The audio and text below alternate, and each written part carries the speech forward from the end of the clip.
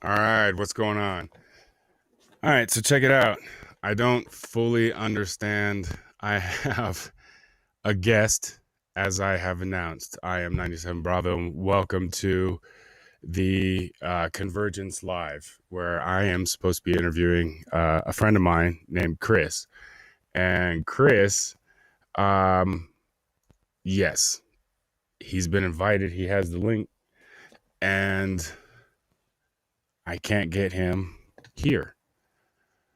For some reason, there's no pop-up, there's no nothing using this particular thingy, so I'm not exactly sure what the deal is. He's showing me a screen here which shows him waiting, um but yeah, nevertheless, we will start off. We're gonna fix this.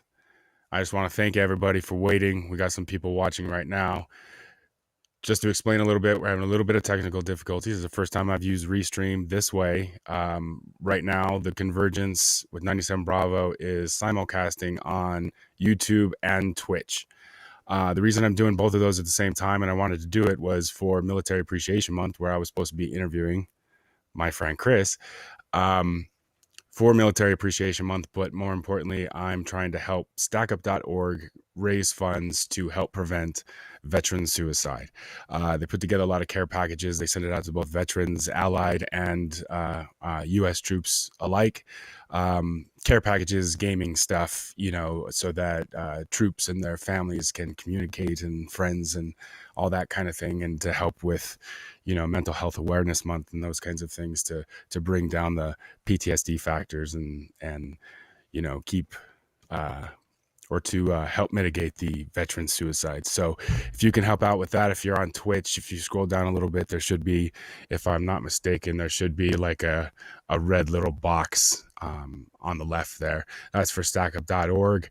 Right now I have a current goal of $500, and Military Appreciation Month, we're trying to raise as much money as we possibly can, but I'm going to do it for the rest of the year. This is sort of something I'm adding into what I'm doing for Military Appreciation Month, which is interviewing military members. I did Brad from the Scuttlebutt podcast, if you may recall. I did that last month, and it sort of kicked off something in my brain, and I've been trying to make this happen for a little bit. So that's what I'm going to be doing. So now that everybody's here and everybody's got caught up, I need help getting Chris here. Restream is being weird.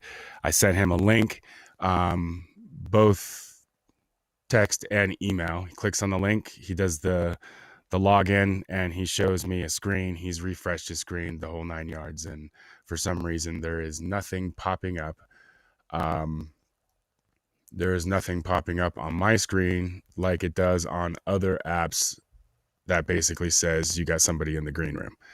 So I don't know exactly what's going on. I'm fiddling around with this thing. Like I said, Restream is new. Chris is trying to work it on his end. I don't know if he's listening to this, while he's doing that, but let me text him right quick. Hey, Stephanie. Stephanie's in the chat. Again, this is a podcast that's being done live, and occasionally there's going to be chat that comes in on both Twitch and YouTube, and I will try to get to those as quickly as I possibly can. I don't know.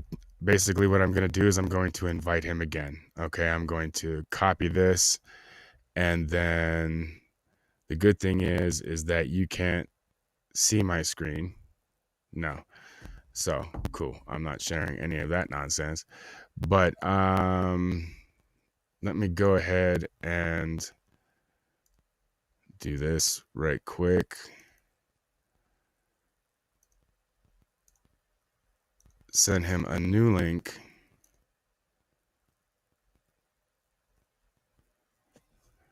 Okay. New link sent, brother.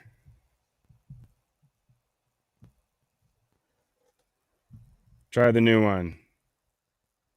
Cool. All right. So let me give him a minute or two to try to do that right quick, get back to where I can see what's going on here. You know what I think happened? I don't know. It's so weird. With other apps that are like this, and people who do these live things know that you send out a link and people can come in before you even go live. And so you're chit-chatting, whatever, you're kind of watching the clock, and then you go, oh, we got to go live. And you've kind of mingled a little bit. They kind of know where you're going to go and the direction of the show if they're new to it or whatever. And then you go live, but everybody's in the room at the same time or beforehand. This was weird. This was the first time that I've actually sent a link to somebody and they've gotten to where they were supposed to be, or at least it looks like it from a screenshot. And yet there's no indication on my end that there's anybody waiting in the virtual green room. So he has a new link.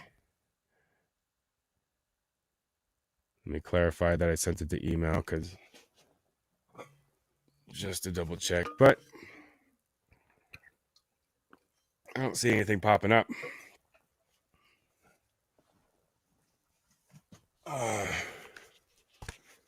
Nope, not just yet. But all right, so let's do this right quick. It is Wednesday, May 26th. Yesterday, as we all know, is Star Wars Day. I don't know exactly what's going on with,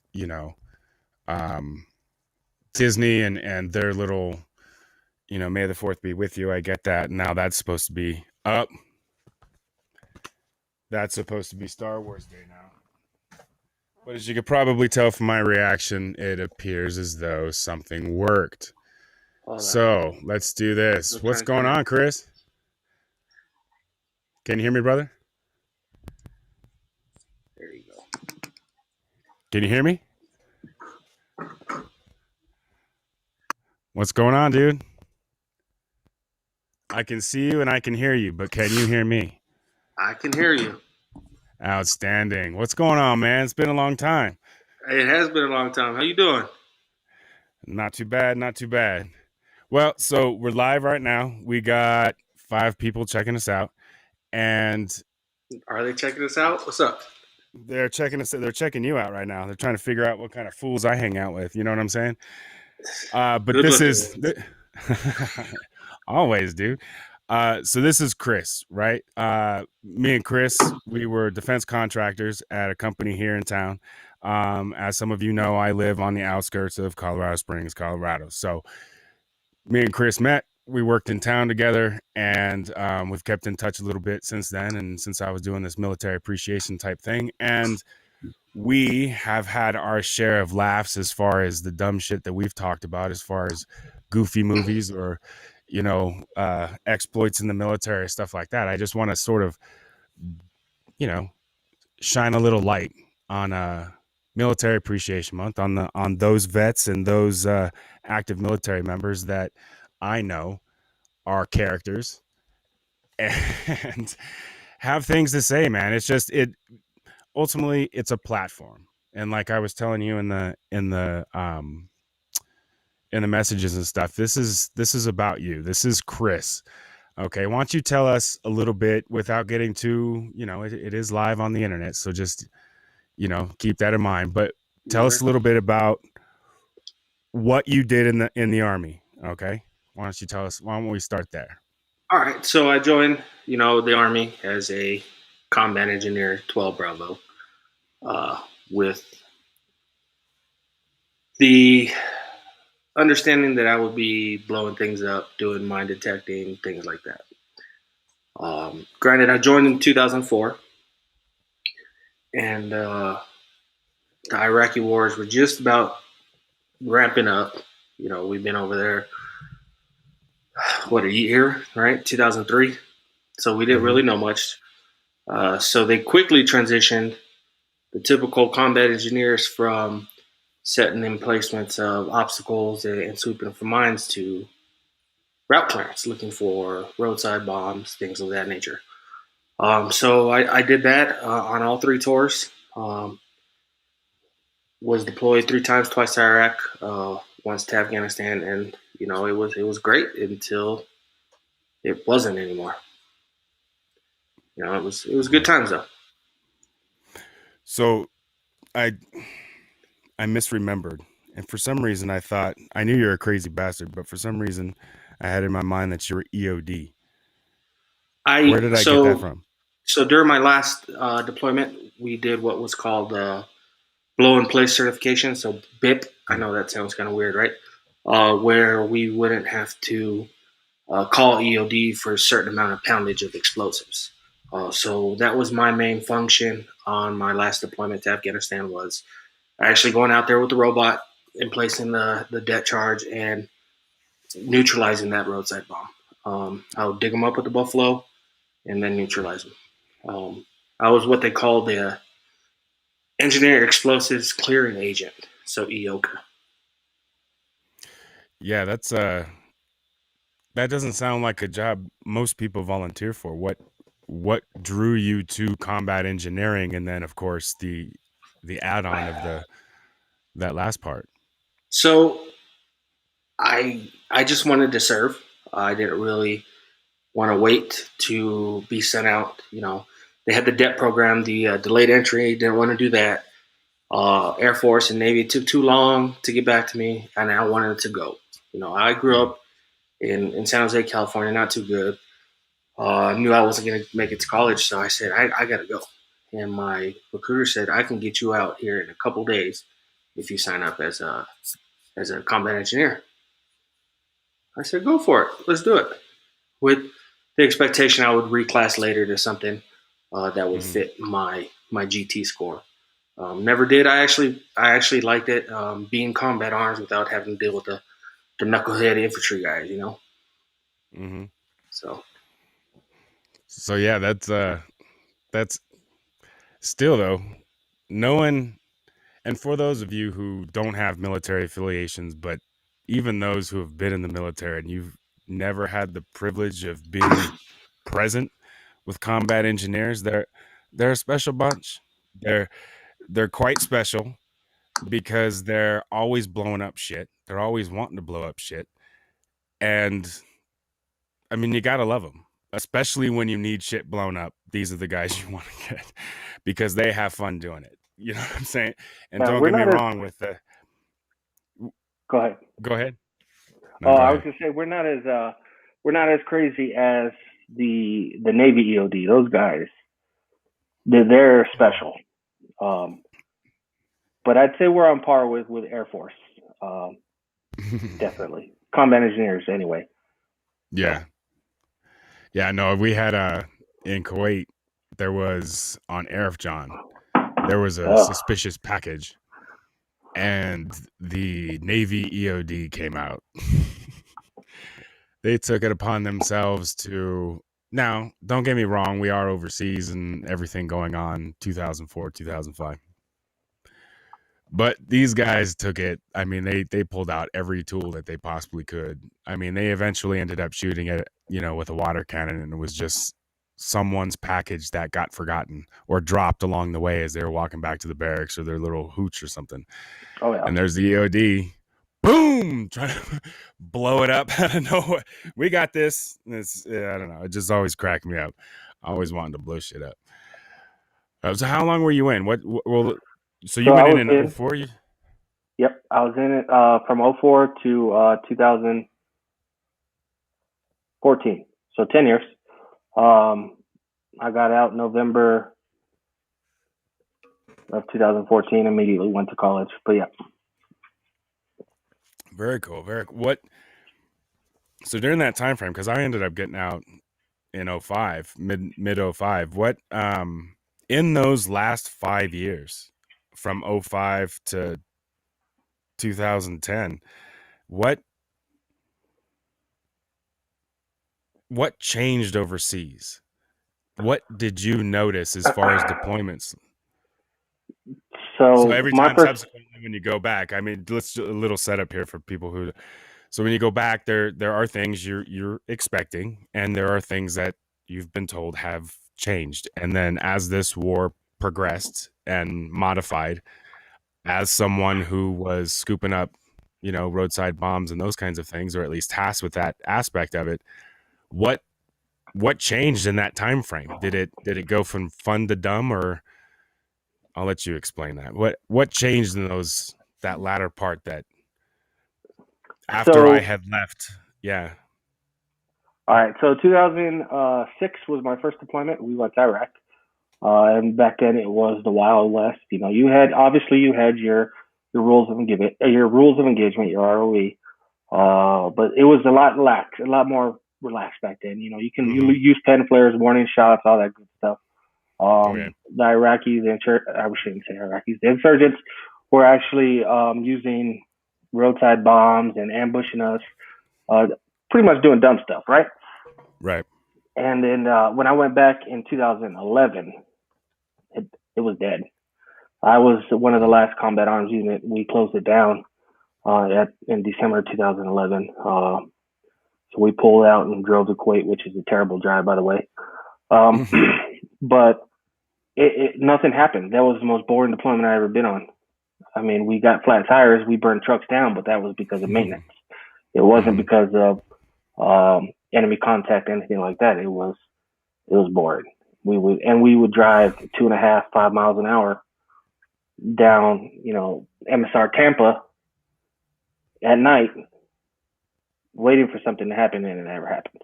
So I saw that as a weird like transition. Even in this, I get granted it was 5 years between deployments, my first and second deployments, because well, that's Army stuff. We shouldn't even talk about that. But it was just such a stark contrast between the two deployments, and I don't know, man. I didn't have fun. The second one, first one was fun. Second one wasn't, and the third one was fun.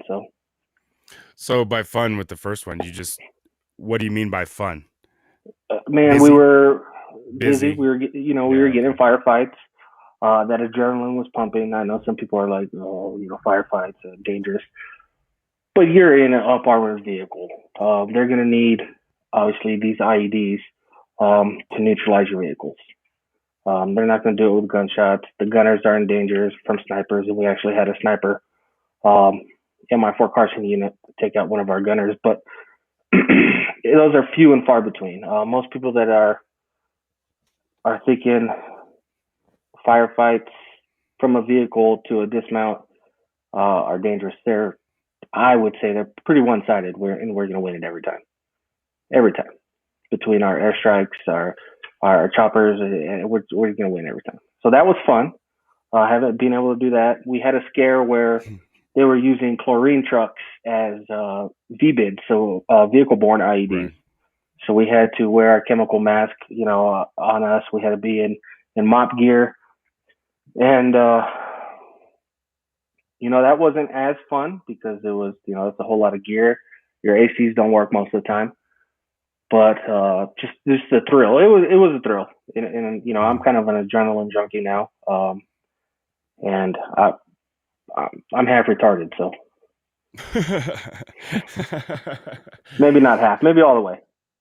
Well, I mean, yeah. Well, you're half hillbilly, so I mean, there's that. We'll get into that in a minute because I was curious. That's funny. I wanted to get into the history of your name, but we won't get into that just yet. Your last name, that first and foremost, this guy here. Okay, the job that I had. This guy was one of the few, and I say this, you having just heard that story, this was one of the most sanest people, I'm sorry, at the last company that I was at. This dude, oh my God, we got each other through some serious stupid shit that was going on at that company, whether it was either these, what were they, 35, they'd been there like 35, 40 years working for this company, like, the company had changed names and iterations along the way. 5 times. Yeah, and these people had been there since like day one, and they were like, "This is our baby," and we were like, "Well, can we change? Can we?" And they were not hearing it, and it was just not at all. It was beating your head against the wall, and we would just have to blow off steam. And yeah, it was Chris and a couple other guys. It's just one of those things that just sort of, it's the people that get you through the deployment is ultimately what we talk about, you know, when we used to bullshit at work and stuff is that kind of thing is how similar our worlds are, coming from two different aspects of the country and coming together in a state that I never intended to live with, and to share time with each other. It was a little less than a year, and it's one of those things that you just connect with, because the stories that we had and the experiences that we shared, it was just it. Usually when they saw us coming, it was like, oh my God, here comes trouble. Here they come. It was hard for us to sit through meetings and not giggle. Well, that's because you had people in the meetings that just look at you like, they want to say something. Well, and then a lot of them wouldn't, because they're just that way. But that was the thing too. And when we would challenge stuff and say, well, where did that come from? Well, we've always done it that way. Well, how's that working out for you? And they would get all flustered, and because no one had ever talked to him. It was like, oh, I'm sorry, I'm just trying to learn the job and do this stuff. You know what I mean? It's just, I don't know. It's weird. But yeah, dude, it was absolutely stuck. So what, after 10 years, what one of those things, what was it that, well, let's get to the third deployment. We'll finish up with that, and then I'll ask my last question. So your third deployment was to Afghanistan. Where were you in Afghanistan? I was in RC South, so we were at what they called Fob Wilson, and it was later renamed Kasab, I think, after we kind of gave up control to the Iraqi army. So where is that located? It's right outside of Kandahar. Well, a couple clicks. I forget which direction. Outside of Kandahar, which is amazing for the Australian women at Kandahar. But we'll get into that a little later too. Need a couple more drinks. Need a couple more drinks in me for that one. But yeah, it was all dirt roads. There was some hills. There wasn't very many mountains like you see in the movies. What was it, Restrepo, something like that. And ours were small villages, a lot of dirt roads, and which is great for emplacing IEDs, by the way, if you want to do that, dirt roads. And yeah, it was just a small little fob. So what was your first introduction to the country? So I take it you'd never been to Afghanistan before getting there with the okay. So what was when you stepped off that plane, what was your first impression of that country? What was it? Is it all right to say this? I was thinking, God, this is a shithole. We deployed in February, so it was cold. And we flew through Kyrgyzstan, which is one of those former Soviet bloc countries. And it was brutally cold there. Our plane froze up, so we're sitting on the tarmac waiting for that to defrost the plane. But Afghanistan was a shithole, man. And I'm one of those dudes. I got a shower, right? So I go after we land, and we get briefed, we get our bunks or whatever. I go to try to take a shower, and we're sharing showers with these European armies. The Polish army, the Georgian army, things like that, and these dudes smoke in the shower, and then they just have this extreme amount of body hair that is clogging up all the drains, and he's just like, is this what my deployment is going to be? Just shitty from the get-go. Some Euro trash movie, some villa. Yeah, some hostel. Like, this is a bad outside, fucking movie, dude. Like, what the hell? Outside the shower curtain. Like, what are we doing? Who smokes in the shower? You can't not smoke for 10 minutes. I mean, I don't, I smoke cigars still, but I'm just like, damn, I can at least not smoke in the shower. Just a tiny bit of restraint, dude. Like, and then those basic shower shoes that you buy, they have the hole in the bottom so the water's seeping up. Dude, I was like, this is disgusting. I don't want to be here. Feel the germs tickling your feet, dude. There's athlete's foot. She's like, oh man, it was shit bad. splashing on your ankles, and you're just like, ugh. Yeah. And that one But dude's peeing in the drain. Peeing in the drain, but it's blocked up from his hair. So let's. I've never been to the lovely accommodations you're describing right now, but see if I got this right. There's maybe this much, maybe that much, like a barrier where like your soap may go, like two-sided, and then two spigots facing opposite directions, and you're no shit eye to eye with the dude on the other side of the fucking. Oh no, we had full bay stall like that. Oh, no. Okay. We did have that in Kyrgyzstan where it was a tent, a shower tent, and you did that. But in Afghanistan, there were open stalls. They were the connexes. They went all the way up, but you had like this much room. So if you go to wash your feet, you had to bring your feet up to you, or your ass is going to touch the wall. And then you're going to get somebody else's hair on your ass, and then it's just not. Or several dudes' hairs on your ass. Or something. Several. Because someone's just flicking his ass, shaving and there's his ass. just like pig pen and shit. Hair's just like drifting off them. They breathe and hair just comes off their body.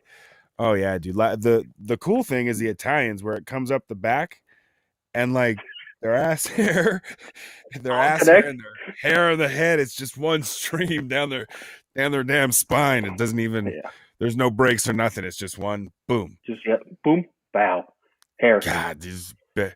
I knew this one dude. We'll get back to Afghanistan, but I knew this one dude at Fort Drum. Holy crap, dude. We deployed. And this is what I was describing. We deployed to, it was deployed. We went down to JRTC, Fort Polk, for training. Down there for a damn month. This dude, I mean, okay, so first of all, it's not cold down there at any time during the year. So it's not only hot, but it's like, it's damn near liquid atmosphere. It's so humid. And the insects are about that big. Oh, yeah. And this dude, you could, like you were saying, I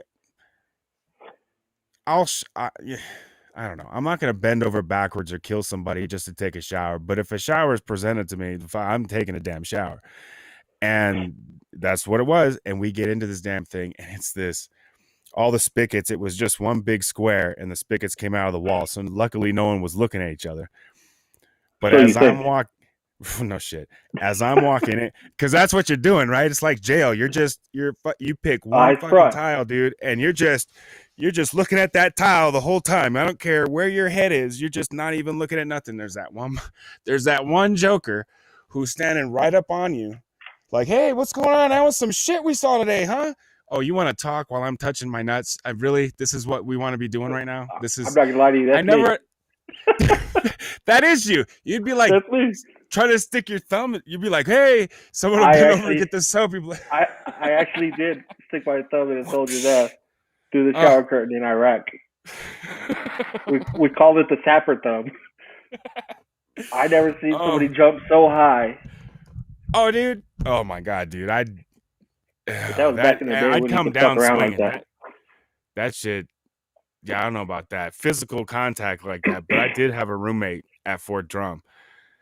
There's a buddy of mine I had from a previous. We were at one duty station. We went to another duty station together. Complete fluke. Anyways, and this dude, for whatever reason, we thought it was a good idea to room together. Oh yeah, great. No. First of all, never room with your buddies. So if you're getting in the military, you're in the military now. Do not room with your buddies because they'll stop being your buddies. Anyways, this dude was a practical joker, and it was all shits and giggles at first. But he would do shit like I was in a pisser. So you have two rooms, and they share a bathroom that has a toilet and a shower. But inside each of the bedrooms is a sink and cabinets, and then your bunks and all that shit, just to give a visual description. Anyways, so it's just shared bathroom. And when you go in, you lock the other side, and then you lock your side, obviously, so no one walks in. Do your thing. And so anyways, as I'm minding my own business in my own little world, I go to leave the damn bathroom and go into my barracks room. And as the door is opening up, all I hear is, hey, dude, does this look right to you? And as I'm bringing my head up, my damn roommate, my supposed buddy, is standing with his ass to the door I'm opening up, right? So as I'm opening up, it's nothing but a bunch of ass, and he's totally spread totally apart, and he's dangling below that bucket, He spread them the whole for you. thing. It was like 1.5 feet from my face, dude. Ah! Dude, I fell back off that shit. I just lost my damn... Dude, he got so much joy out of that. That bugged me for so long, dude. Another one too was where he had a tick. He had a tick, and he wanted to show me the tick, and it was in a neither regions. He's like, dude, I think something's wrong, and I'm like, yeah, something's wrong, dude. Go go get that shit checked out. You didn't take it. You didn't take it off for him. Shit, no, dude. I didn't want to see it to begin with. Hold on, man. I'm looking for my... There it is. My damn little... I want to be all cool and not have headphones in, but... I didn't know how this Bluetooth shit would work. But anyway, so... That's what I'm using. I have AirPods, though. You know, Apple's the best. Yeah. Yeah, they're the best. Uh-oh, no smart remarks? No, I don't. We had Apple for... I think one contract term, and my wife and kids were just, my oldest kid at the time was like, and we switched for price. We went to this cheap thing and got Android phones and blah, blah, blah. And we've been Android ever since. It's just that thing. But getting back to Afghanistan, that's kind of where, and just, you know, as I do this more and I get more military people on here, especially the ones I don't know, and I don't know, I kind of know where Chris is going with. I can kind of gauge certain people I don't know, like where they're going with stories and things, so I don't know what to expect. But yeah, we'll go off on tangents, and we'll walk. We used to do this at work. I'd walk in for a specific reason, sit down. He's in the middle of something. I forget to ask my question. I go, "Hey, what are you doing?" And that's 20 minutes gone. Like, oh, I totally forgot why I was even here. Yep. It's so bizarre. But getting back to Afghanistan. So you have this shit shower. So you shower and you're surrounded by a bunch of Polish dudes who are just throwing hair on you. And they're hair smoking. And ashes. Yeah. They're flicking ashes on you and throwing body hair on you. Okay. Yeah. And they all look like the Robert De Niro face, you know. With the... All of them? All of them. Even the women. They just look like Bonita De Niro. Oh, man. Roberta. Roberta. So, that's your first impression of Afghanistan is the shit showers. And so I got a bunch of Polish dudes who are going to be flicking ashes on me. And all the porta-johns, the toilets, all of it are emptied out into a pond. A shit pond. I shit you not. And our tents are right next to this pond. And so you wake up smelling shit. The ponds are next to the tents? Wait, the tents are next to what? Who?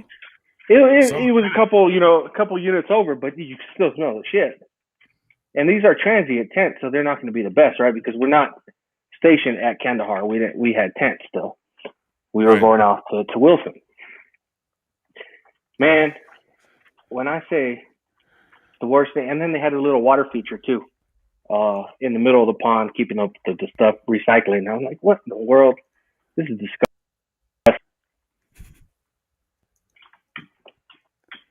That like a little chocolate fountain, like a little. Yeah, pretty much. It was the worst thing. Never went out with your canteen cup, get a little. And, man, they would try to make people do PT around that pond. I'm like, you're crazy as hell. This ain't gonna happen. Like as a joke? I don't know if it was a joke or not. I didn't do it.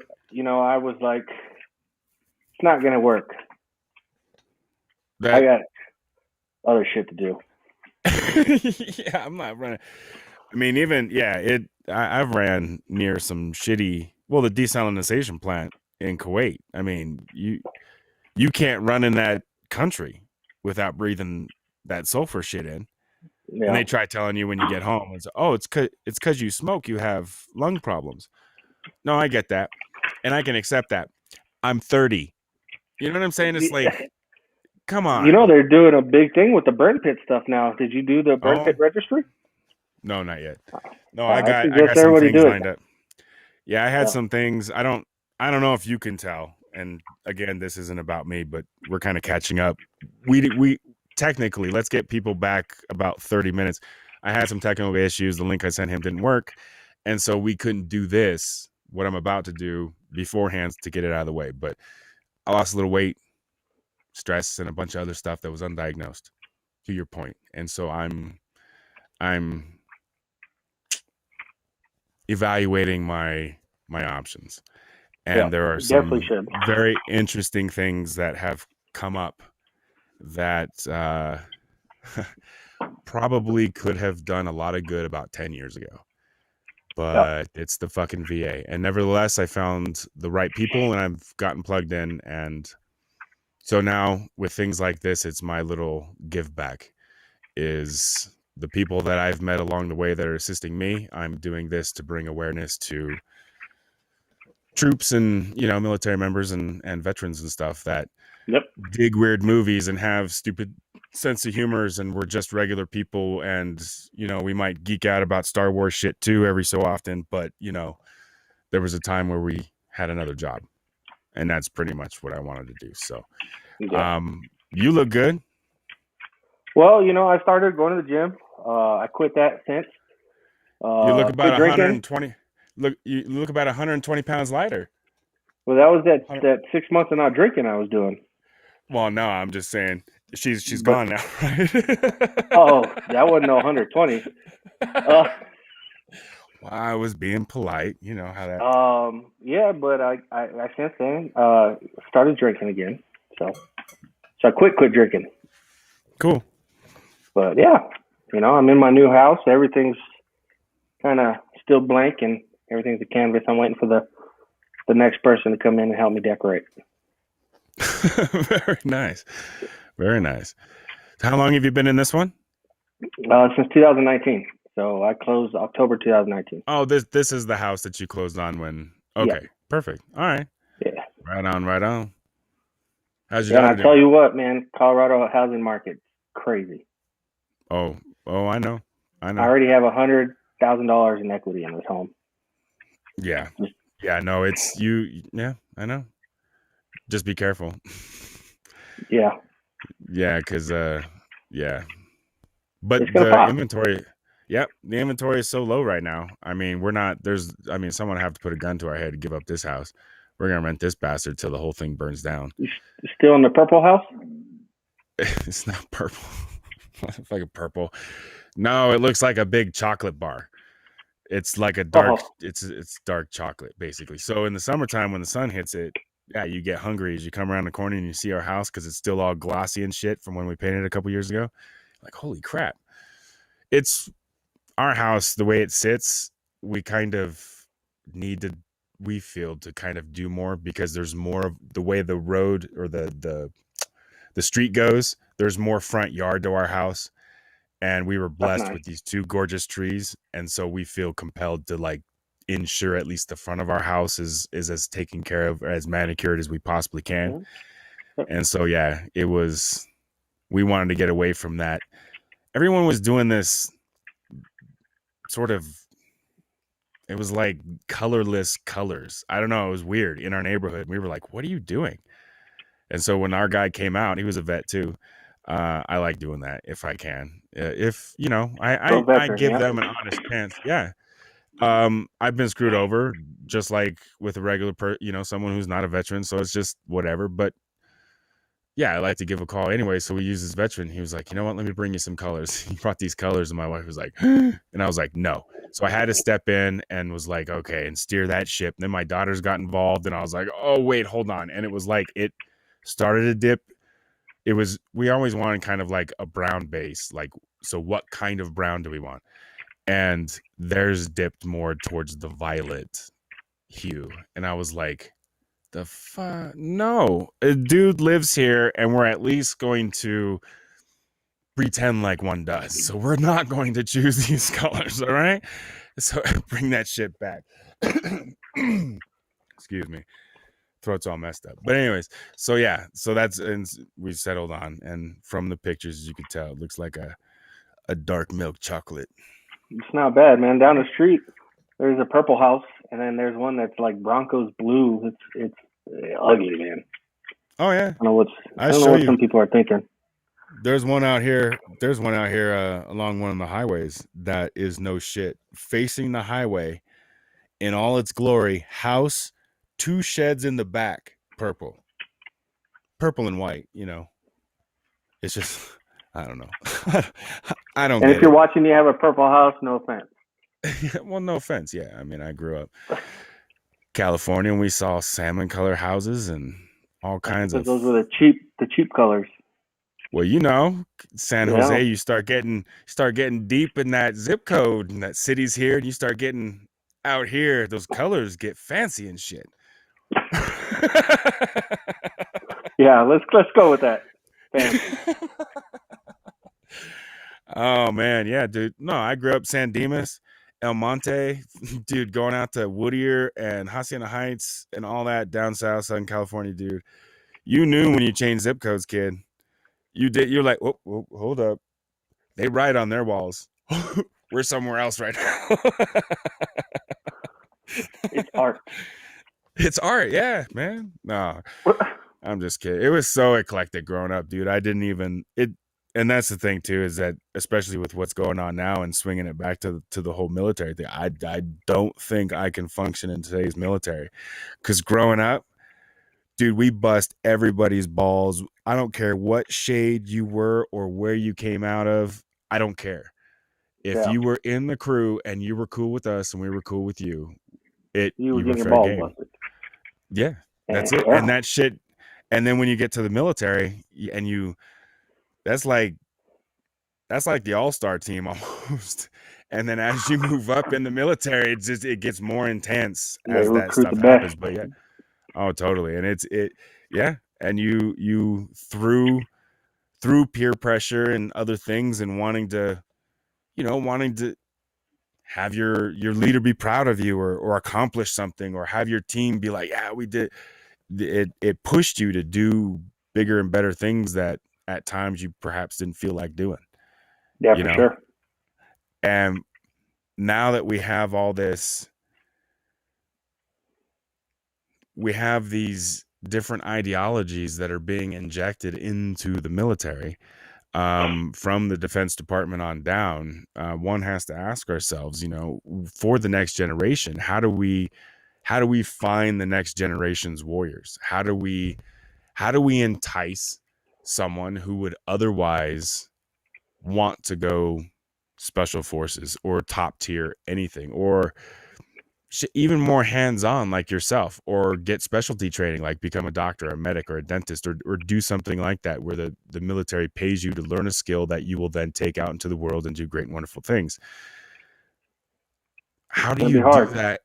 Yeah, how do you do that now that the standards for PT are being changed yet again? You have these different standards as to who's going to be accepted and at what level, and you're basically breaking it down into what I see as by race. Here are your PT scores. Here are your GT scores. Here's what you need to be in these different jobs. And then as you go down the category or up the category or sideways, I don't want to put anybody anywhere and get anybody mad, but anywhere on the board. But if everybody's straight across, you're going to see, are we going to go to a quota system where we need to have 23 Cubans in this particular job? So go recruit those. Do you see that in our future? I not only see it, I actually think it's happening. It's sad when you have something where somebody who may be better qualified to do say your job, right? Military intelligence, counterintelligence. Somebody who's qualified to do that, but they don't have the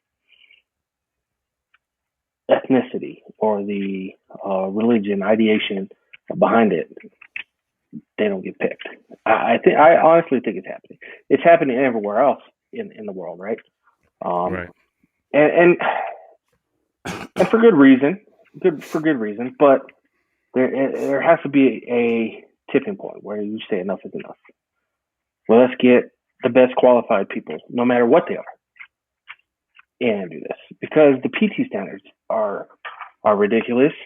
The GT scores, it's rough, man. It really is.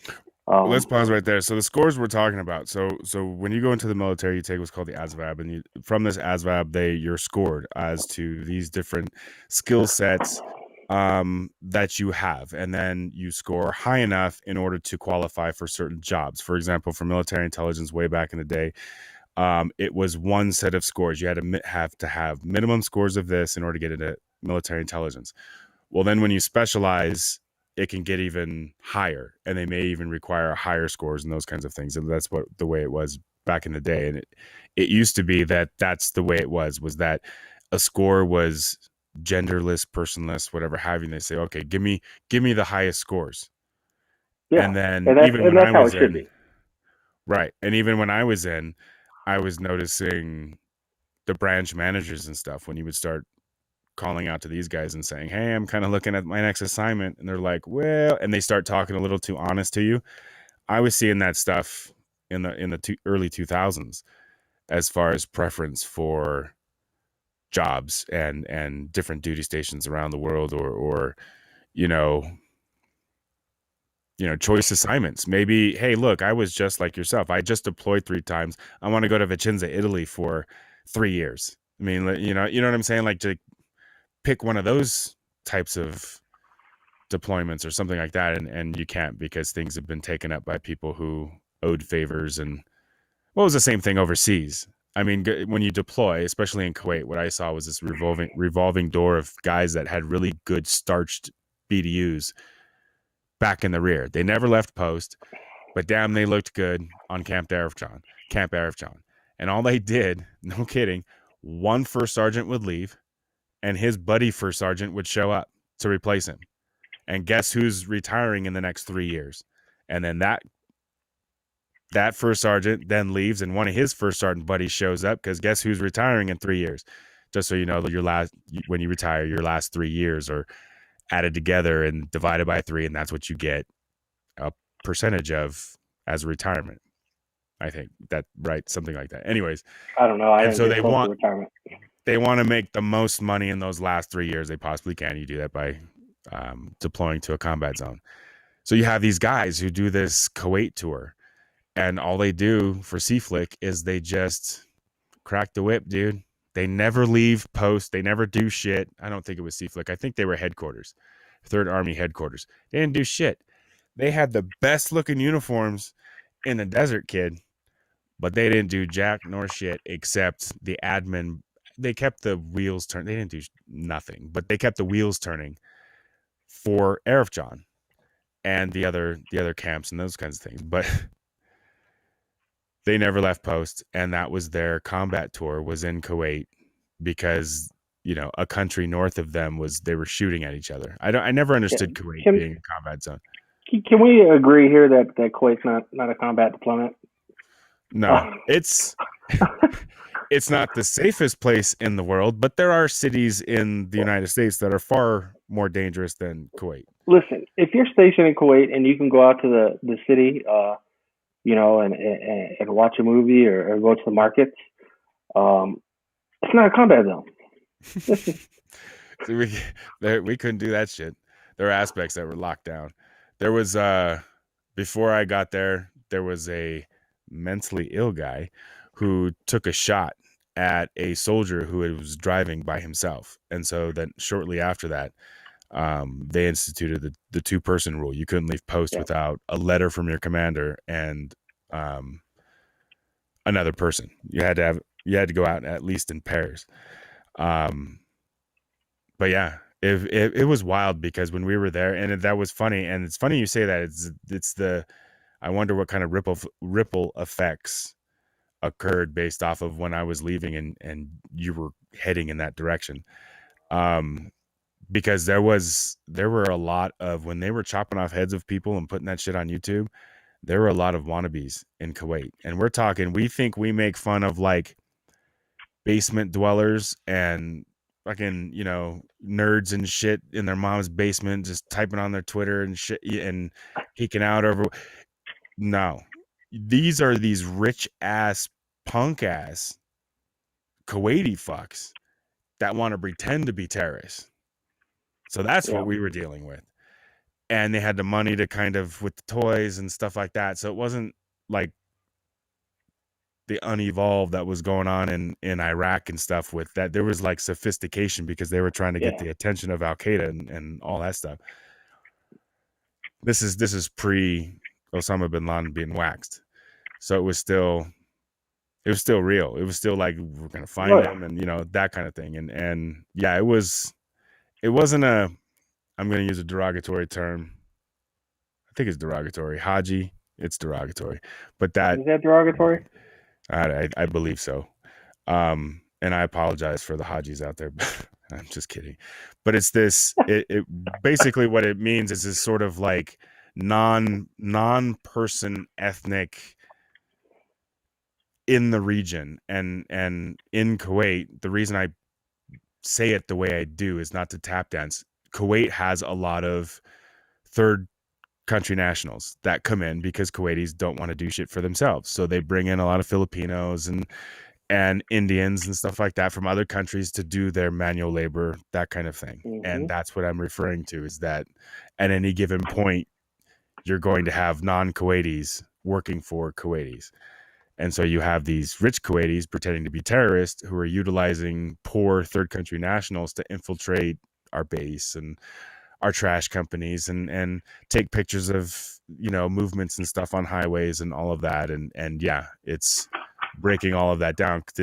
We can go into a story at a different time, but yeah, there were a couple interesting plot developments, especially given the port in Kuwait and our proximity to it there on Arifjan.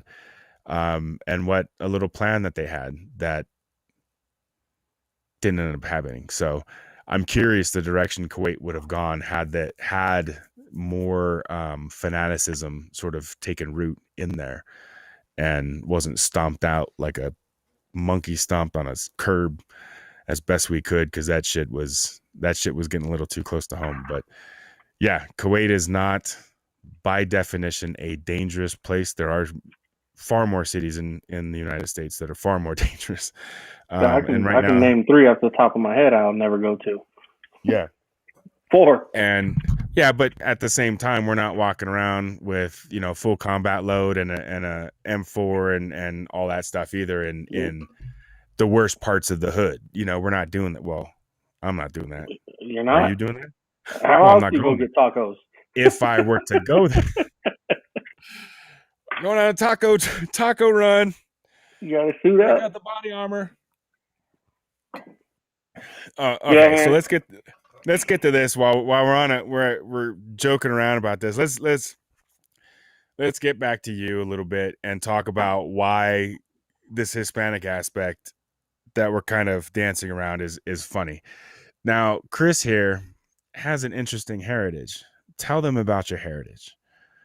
What do you mean interesting? The way you described it, you know what I'm talking about. The way you described it to me, and how your mama and daddy were, and that dynamic, and it was hysterical because you are part. Where I said it earlier, you're part hillbilly. Yeah, and I'm Mexican. Right. Okay. That's all I was saying, and that I'm a beaner schnitzel. See, this is what I'm talking about. That's what I was trying to get, because that's exactly, I didn't remember that word exactly, but I remembered that you had a word for it. I was telling my wife and she thought it was funny. But yeah, we did some great jokes that go into being of two different lines like that. How was it growing up toothless and just Hey, a very good swimmer? How'd that hey, listen. One of those is true. I have all my teeth. All right, but they're not the best teeth, granted. But I have all my teeth, and I am a good swimmer. I was on, a high school swim team. It was, it was. Plus they teach you in the Army too. Yeah, Sort it of. was. It was fine. I mean, in back where I'm from, in San Jose, California, Mexican dudes are always seeking out white girls, so it was really no big deal. Now, the military and being in Colorado and having family in West Virginia and all that brings out a little bit more of a comical aspect of it. Used to get jokes like, "Why can you never solve a hillbilly murder?" It's because there's no dental records. And everybody has the same DNA, all the good stuff. Right. I'm Mexican. I got a red beard. My Spanish is terrible now, but it wasn't bad. My dad, a little short fucking guy, little short Mexican dude. My mom's like 5'8". But it wasn't bad. It wasn't anything out of the ordinary in California. It would have been, Right. say, out of the ordinary in like Vermont or something, but it was fine. Yeah, I was just curious, how, because quite obviously we're joking around. We have a dark sense of humor, or at least a dry, wicked sense of humor. But how does your experience growing up in Northern California, and in that sort of environment, did that help you or hurt you joining the military, do you think? I think ultimately it helped, just because I knew without the military I wasn't going to be able to do much with my life. So I knew if I messed up being in the military, there wasn't a plan B. It was make accepting of yourself, or go live on the streets, go be a drug dealer, go to Mexico and work on these marijuana farms and stuff. I think it helped. It definitely, when I joined the military, I was actually still a junior in high school when I joined, and went to basic training the summer between my junior and senior year. And then I went to AIT after I graduated. So I was still like a little shit. Like, I knew everything, but the military brings that out of you real quick. At least they did back in the day. Mm-hmm. I don't know how they're doing it now. I try to avoid veterans as much as possible, because we're all shitheads. No. Well, The new ones are. The new ones, the new generations. It is an acquired taste. It certainly is a different group of veterans that are out now, that and I don't mean that obviously in a different way, but when I got in 2005, so I was there when boots were on the ground. Boots were sent to, in what was that, October? I think October of 2001, we had boots on the ground in Afghanistan. Yep. And contingent left from Fort Drum, and we were there, man. We were on a chalk, getting ready to go, whatever have you. And you had to grow up. You had to. Yeah. I mean, I prepped to go. I mean, it was like we watched the towers fall live. I mean, I was in the DFAC. We talked about this. I think vets, if you're in at that time or you are of our age, you kind of talk about like where you were at. Did September 11th add to you, joining the military, that kind of thing? Because sometimes it does if it was afterwards, and it's just interesting that way. But we had just had a PT test, and so we were going to be late to work, and I was like, I got to eat first. They were going to allow you to be late because we had a PT test. So we just finished the run, and we were in the DFAC, man, and we were just bullshitting, whatever have you. And I glance up as we're trying to pick where we're going to sit, and I noticed that one of the towers is on fire, and what they were saying was that a helicopter, they didn't know what the hell was going on. So it was just a helicopter. So we're just chit-chatting, watching and shit. And boom, second plane. And it was like, what the? And so I walked over and they had ESPN on. They had the volume all the way up and I changed it. And then Sergeant Major stands up. Son, what are you? I said, I think we're under attack. I think something's wrong. And after a few seconds of that shit, he was like, everybody up, leave your shit. Let's go, get to work. And everybody just, and that whole day changed. But 1 month later, there was a contingent of from Fort Drum that was getting ready to go. And I totally Iraq or Afghanistan? Afghanistan, that first wave through Uzbekistan, down through the north, in through that. The idea was with 10th Mountain and everything else, we were going to push. And then the theory was that the good old tier 1 guys were going to sweep in from Tora Bora and we were going to meet in the middle type thing. But that never happened. We were literally, they had sent buses to come get us. And the priest was there and wish you guys good luck and the whole 9 yards. And the Bluebirds were driving past the division. Vroom, vroom. No more Bluebirds. Yep. Rapid deployment. First sergeant comes out and says, they got picked, not us. Go put your gear away, but not too far.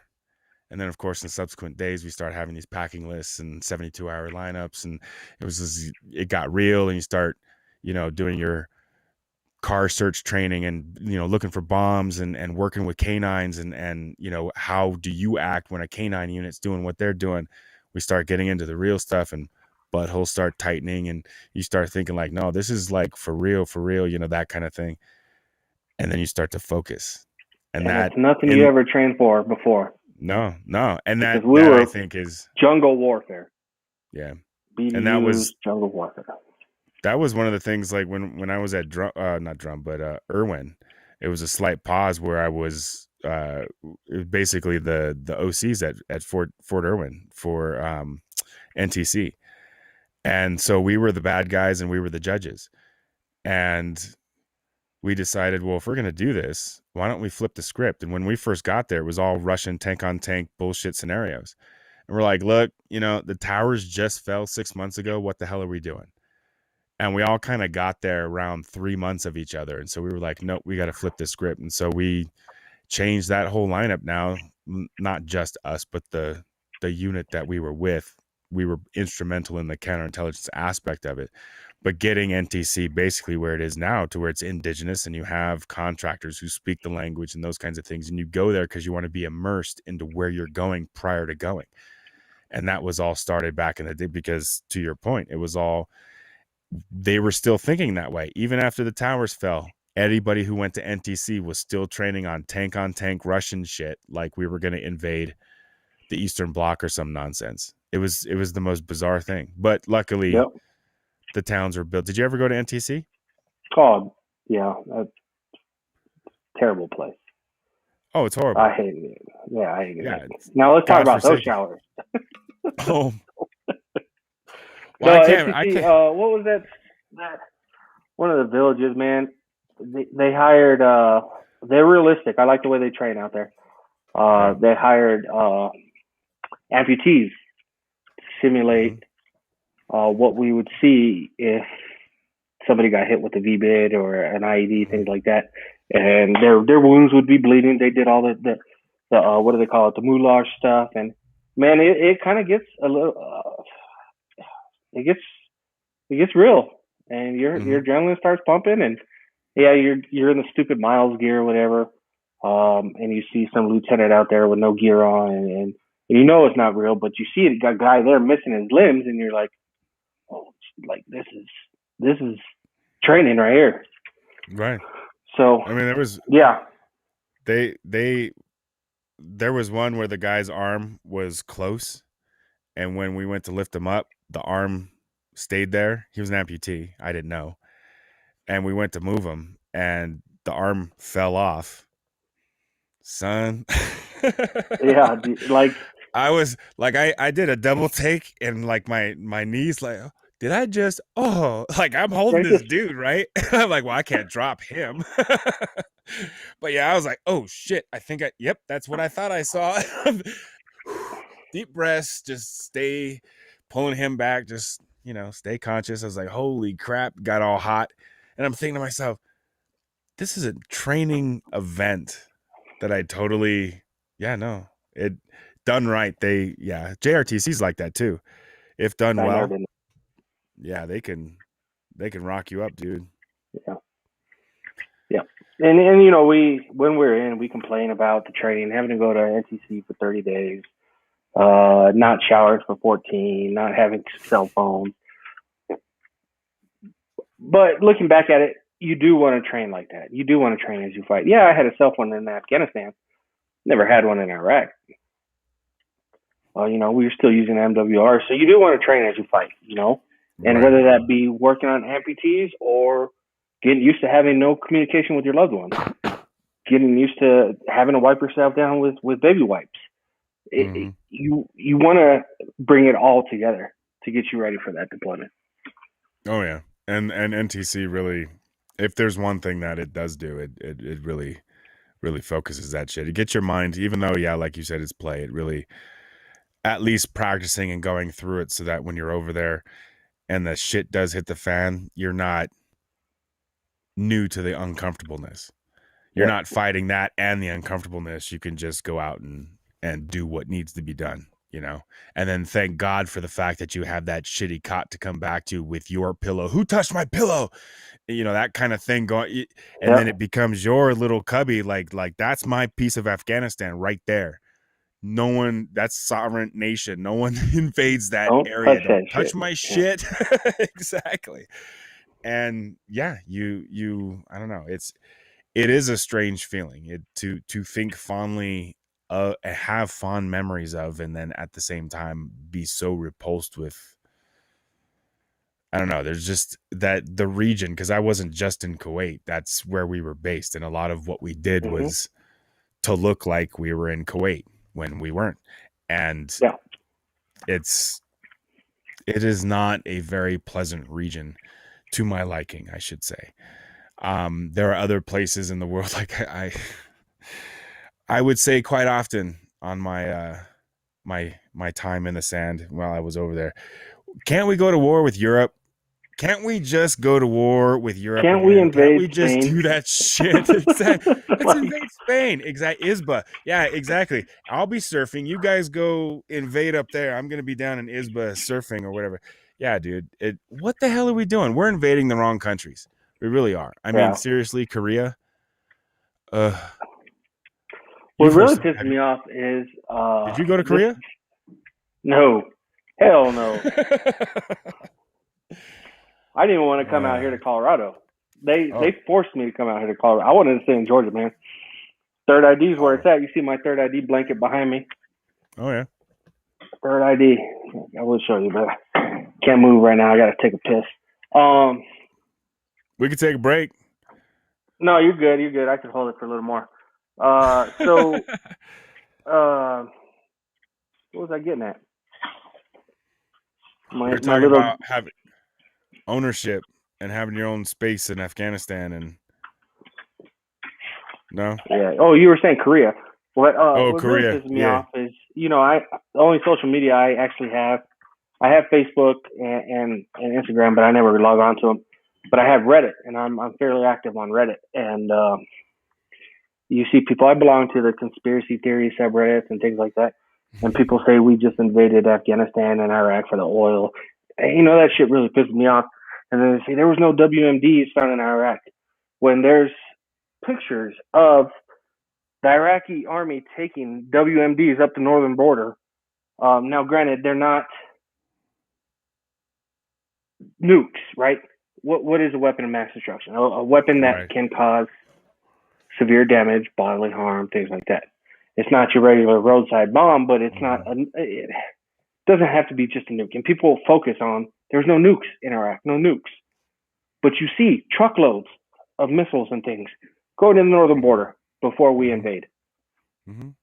And we told them too. What was it? 6 months ahead of time. We will be there in March. Yeah, and they sure as hell had their things on a truck, getting ready to go. Yeah. Oh, yeah. And people say that, well, there was no. How did that work out? There's no WMDs, but you don't know half the shit that was in Iraq, and they won't until things are unclassified and and people actually look into it. Well, yeah, I mean, to your point, the whole pretense, I mean, for anyone who was alive at that time, the pretense to go into Iraq, it was hard to come up with a case. And so basically what George Bush did, and you got to remember that this is late 2002, so this is over a year after September 11th. We're already in Afghanistan for a year, and Bush is looking to go to Iraq in March of the following year. And they're trying to make a case to the world stage, basically saying that Saddam Hussein had access or was trying to get access to yellow cake uranium so that he could build dirty bombs and those kinds of things. And that turned out to be just a bunch of fucking hot air. But what the media focused on, not hot air, They did have some yellow unsubstantiated. Right. There was it wasn't the way it was described or presented to the world stage, I should say. And so what ended up happening, it was the precursor of the media that we have today, where the media was going to Bush saying, you said yellow cake uranium, where is it? And of course, to your point, everything was shipped and all this stuff was going on. And we were trying to play catch up 6 months after we told them we were going to be coming in. It's the same thing with Iran. Iran knows when the inspectors are coming in, so they hide all their nuclear shit, or they distract, or they move it, or whatever have you. It's the same stuff. It's the same game we've been playing for years. And this time it was like, we're not playing. And Saddam knew we weren't playing. And he fully believed that, even though we know now, as far as being involved, he was not in any way, shape, or form near a plan for September 11th. So he wasn't involved in that. But yeah, he was a problem, but he was also a stabilizing figure in that region. And after he was pulled out of there, that whole region went tits up, with Iran floating to the top of that nonsense. I mean, you got a couple other countries around there that are kind of minding their own business, and they're just like, look, we're Muslim, but we'll stay over here. You Muslims stay over there, and everything will be cool. And then you got some uppity ones that want to, blow up Israel or all kinds of other shit. And it's just like, Saddam kept that kind. They didn't know what that dude was going to do. He wasn't a good guy, first and foremost. They didn't know what he was going to do. Not by any means. No, and Iran was scared of him. Iran didn't know what that dude was going to do. And that's what kept the peace, was there was entirely too much crazy going on over there, and no one knew where anyone was going to fall. And sure as shit, as soon as he was removed, the crazy just ratcheted up on one side, and Iran and that mentality, that, the Al-Qaeda sort of Islamic radical terror kind of mentality kind of just took hold of that region, and it was a resurgence, I should say. And allowing them time to build up their forces to rebut us when we first got there, that was probably one of the dumbest things. But we did that with the first Gulf War as well, and I think that's kind of the having Colin Powell involved in those kinds of things. I think they were trying to have the same beats as the first Gulf Wars, where we gave them plenty of time. Because my brother was over in the first Gulf War. He was over in the Persian Gulf in August. And we didn't start dropping bombs and shit until January, in the 100-Hour War, that first Gulf War. So, but yeah. And so, I don't know. So anyways, we announced it. And did you find, in Afghanistan, did you find that the people who you were there to protect, the non-Taliban, non-insurgency, did you find that they were more likely to help you or indifferent towards you? So you had a mixture, right? You did have the ones that were, hey, there's somebody, he was digging in the road up there, or hey, one of my friends came to me, said that his son was over there doing something down the road. You do have the people that want to help you, and but you do have the people that just don't care what you're doing, because their life's gonna go on, right? They don't have much over there, and they're grateful for all they have. So we're not gonna mess that up. We're not gonna take that away. So I rarely came across anybody who actually hated us. and didn't want us there. You know, Mm-hmm. the kids would love us. Would give them MREs, candies, things like that. Mm-hmm. But the parents, they all waved at us as we drove by. And so I think the general consensus over there was, at least during my time and during my tour, they liked us over there. Yeah. We continued to let them harvest their poppies, and we all knew where that was going and all that, and we didn't go burn down their poppy fields, everything. So I think they were pretty happy. And do you think that they're worried now that we've announced that we're pulling out? Do you think that the people who were grateful you were there, you think that we may potentially be creating our next best enemy because we're abandoning them over there? No, I don't think they're No? going to be too worried. No. Okay. I don't think anyway, but I'm not a political scientist. I'm not, I'm just, the basic retard that was out there. Well, historically, no one's been successful trying to invade Afghanistan. To the degree that I think that we were wanting to do it. I think it was bold and ostentatious to begin with. There were a lot of restrictions that were placed on us when we were trying to invade Afghanistan to begin with, as far as airspace and who would allow us to fly in and do what. And of course, Pakistan was being a prick. And for good reason, as it turns out. Yeah. So, it's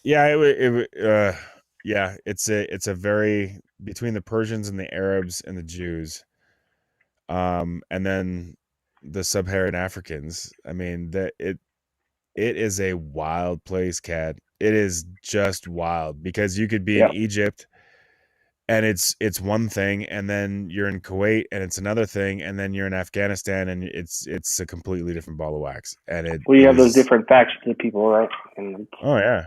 Well, Jordan, it's ridiculous. Jordan, Yemen, I'm trying to think of what was down by Kuwait, because you could take a trip down there. There was a guy we knew. Qatar. Qatar. Qatar? Or Qatar? I don't know what they call it. Qatar, yeah, Qatar. And he had a boat. He was a contractor, worked for one of these agencies, and said, "Hey, you want to go down there for a weekend? Cool." There was a villa, so we just hung out. It was like the only total 3 days off straight that I had the whole year I was there. Boohoo for me. But yeah, it was the beach. It was the villa on the thing. He was trying to work us, and we knew it. We were like, well, we're not going to get worked, but we could certainly drink his drinks and eat his food and hang out in his air. So, yeah. Yep. But yeah, and we ended up using it to our advantage anyways. But yeah, it's, it had some perks. A lot of disadvantages as well. Getting called up for in the middle of the night and shit like that. So we're live right now. All right. So what's going to happen is we are live, but because this is a charity thing and we're going to keep going, and we're going to take a short bio break. Okay. Yep. So no one go anywhere. We will be right back. I'm going to see if I have a graphic that will say be right back. No, I'm going to count on the people in the chat just to keep people in the chat. We love you, but bladders being what they are. Okay. Oh yeah. You could turn off your camera and your mic while you're going to do, there you go.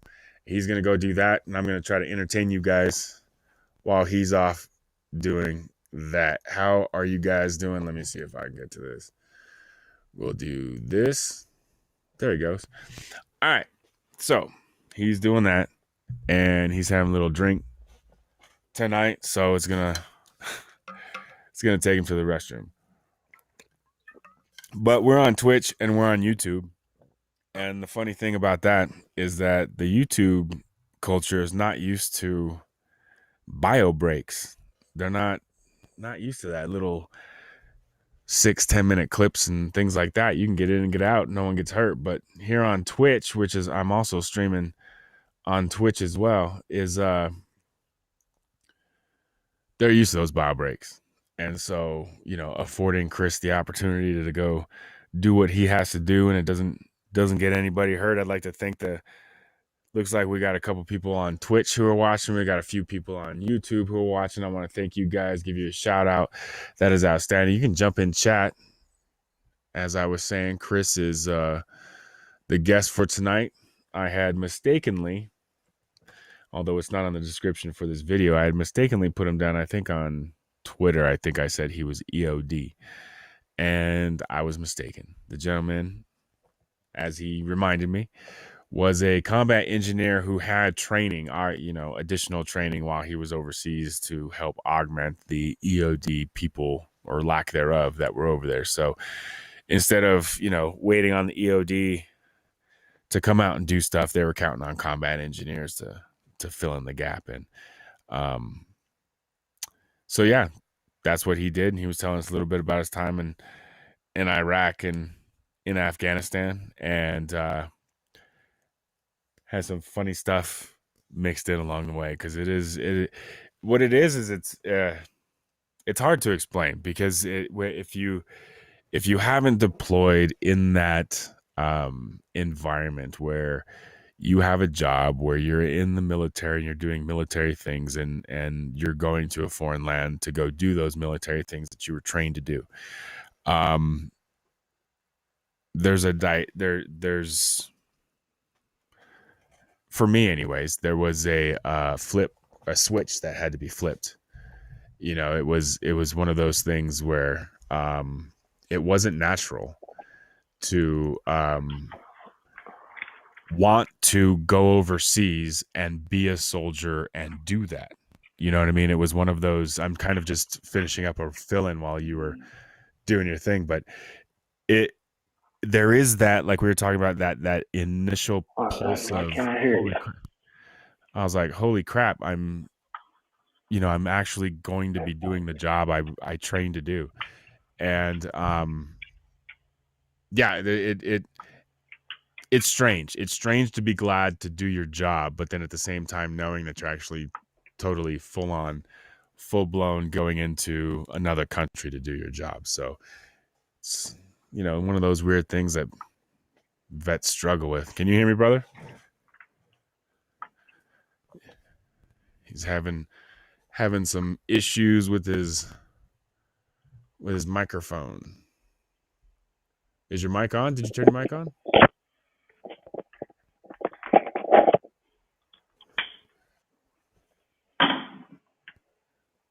You have to charge your pods, man? No? He's having a hard time. Okay, hold on just a second. So he's going to do that. And while we're waiting on that. But yeah, no, this is a lot of the reason, I want to thank you guys for showing up, because this is Military Appreciation Month. It looks like he's having, if you can hear me, Chris, it looks like you're having connectivity issues really quick. So that may be part of it, but let's see if you can hear me now. Can you hear me now? I'm having issues. Can you hear me? I can hear you, yeah. All right, let me take these things out. Okay.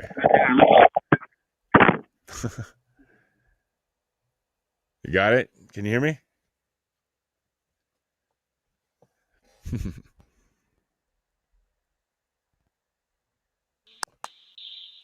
All right, can you hear me now?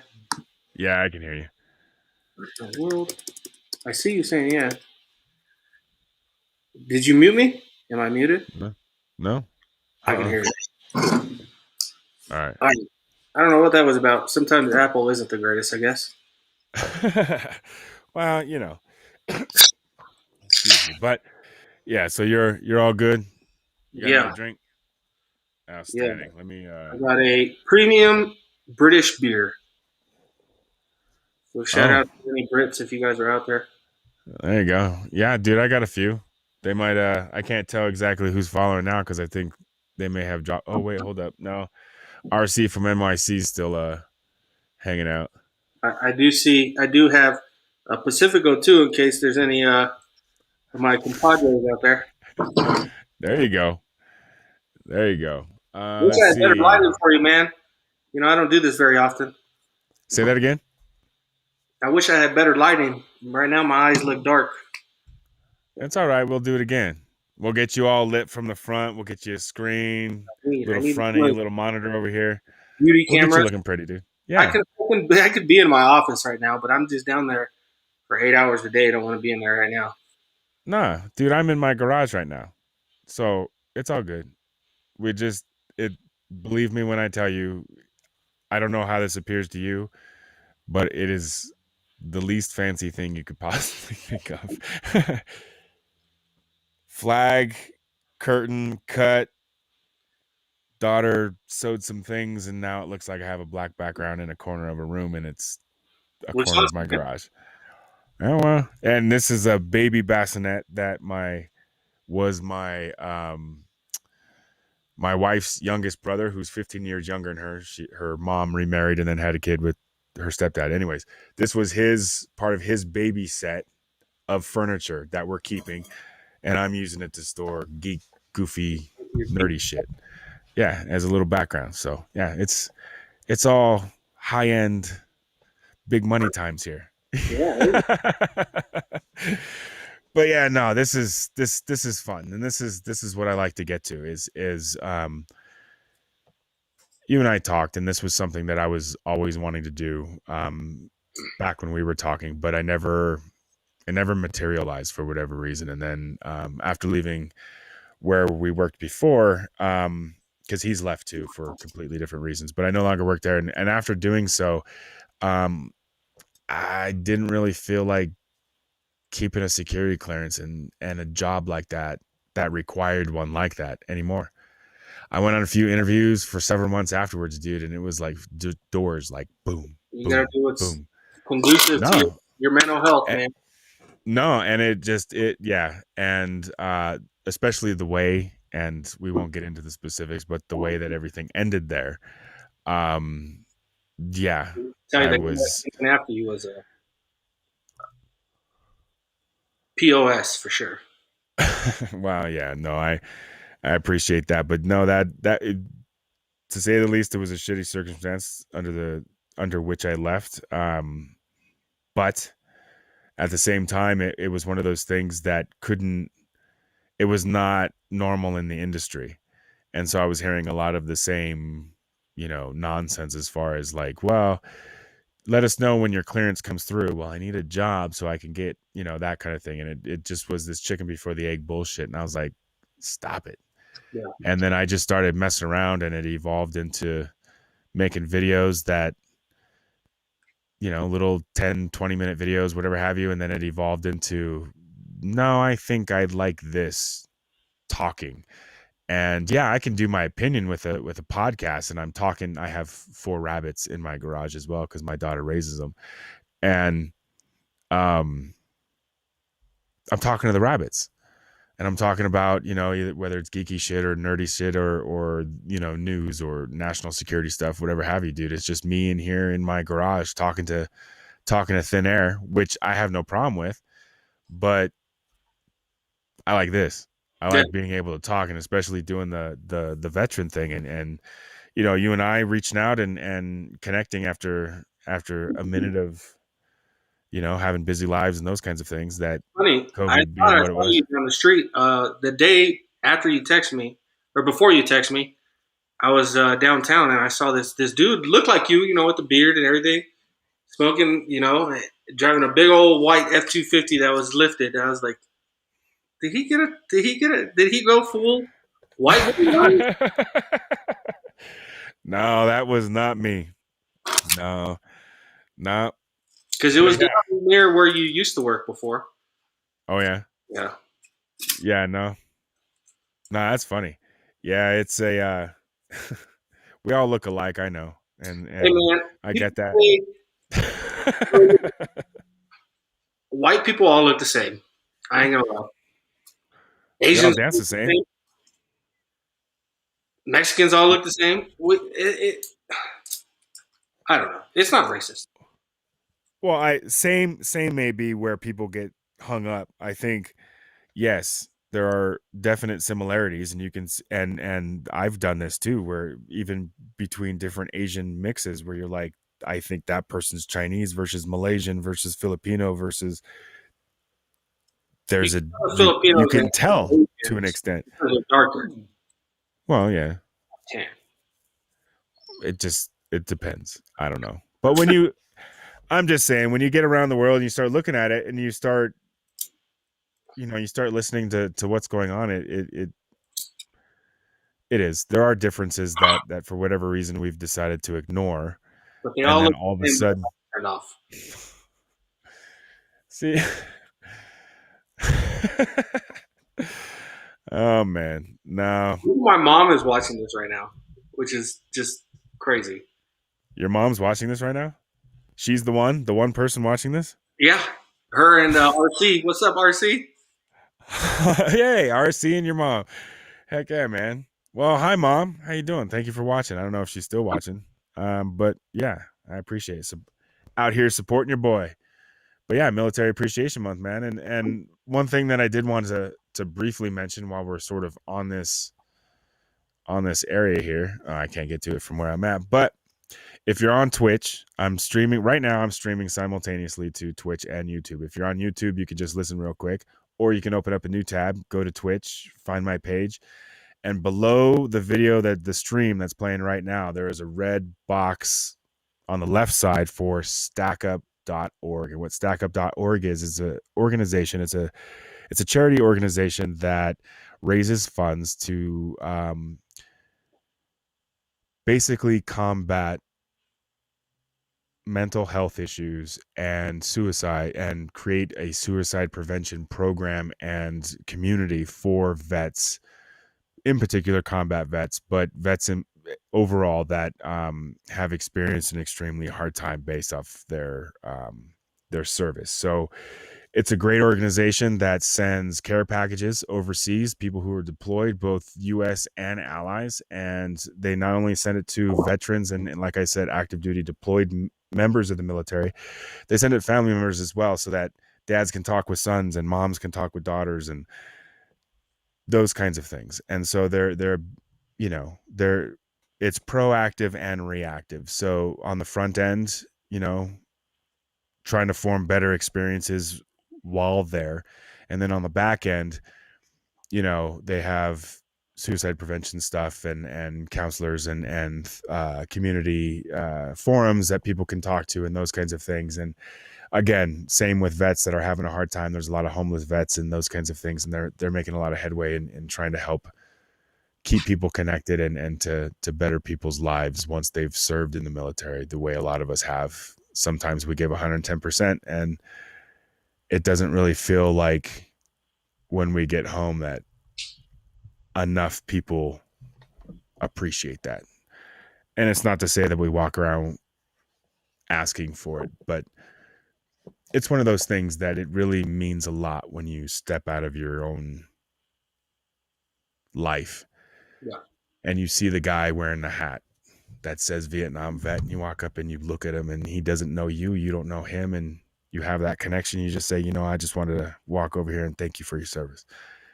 And just, that's it, it means a lot. And especially during Military Appreciation Month and, Mental Health Awareness Month and suicide prevention and these kinds of things that we're talking about, especially with Stacked Up, that if you feel compelled, a lot of our vets need our help to sort of make that transition a little bit easier. So if you feel compelled, open up a new tab, go over to Twitch, scroll down a little bit on the left-hand side, stackup.org, click on there. You can go to the website, stackup.org, and you can check out what they are all about.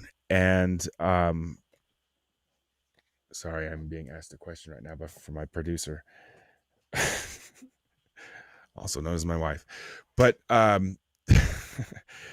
but yes, you can go to stackup.org and you can go in and find out what their mission is. You can read a little bit about it. I really wish you would. I think it's something that, something that really goes towards a good cause, and anything that you think that you may be able to give would go towards an extremely good cause. And I would appreciate it. I have a personal goal right now of $500. I'm relatively new.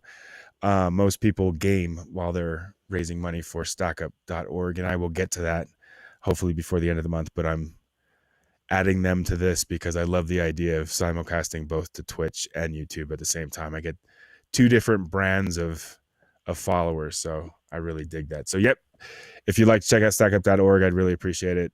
And yeah, so Okay. bring it all back around. What movies have you, so with all of that being said, you're just quite obviously the craziest person out there and those kinds of things. You can't be trusted. So I'm going to ask you some very serious questions regarding your opinion on movies. What was the last movie that you saw? Army of the Dead. What? Outstanding. And what did you think of our man Zack Snyder's? You know, I liked it. It's not going to win an Oscar. You don't put movies out there like that, Mortal Kombat, that are going to win Oscars. But man, I thought I was fully engaged and highly entertained by that movie. It just brought a whole different. I'm kind of a zombie nerd. You know, you say you're a Star Wars nerd and whatnot, or geek. I guess you use the word. Um, I'm into zombies, and having. No, here comes a spoiler alert. All right, guys, if you haven't seen it, but freaking zombie tigers and zombie horses. It's like, come on, this is the best. Yeah, it was definite zombie porn. That was it was. I thought it was extremely fun. Now, don't get me wrong, like you said, it's not going to win Oscars. It's not going to change my life.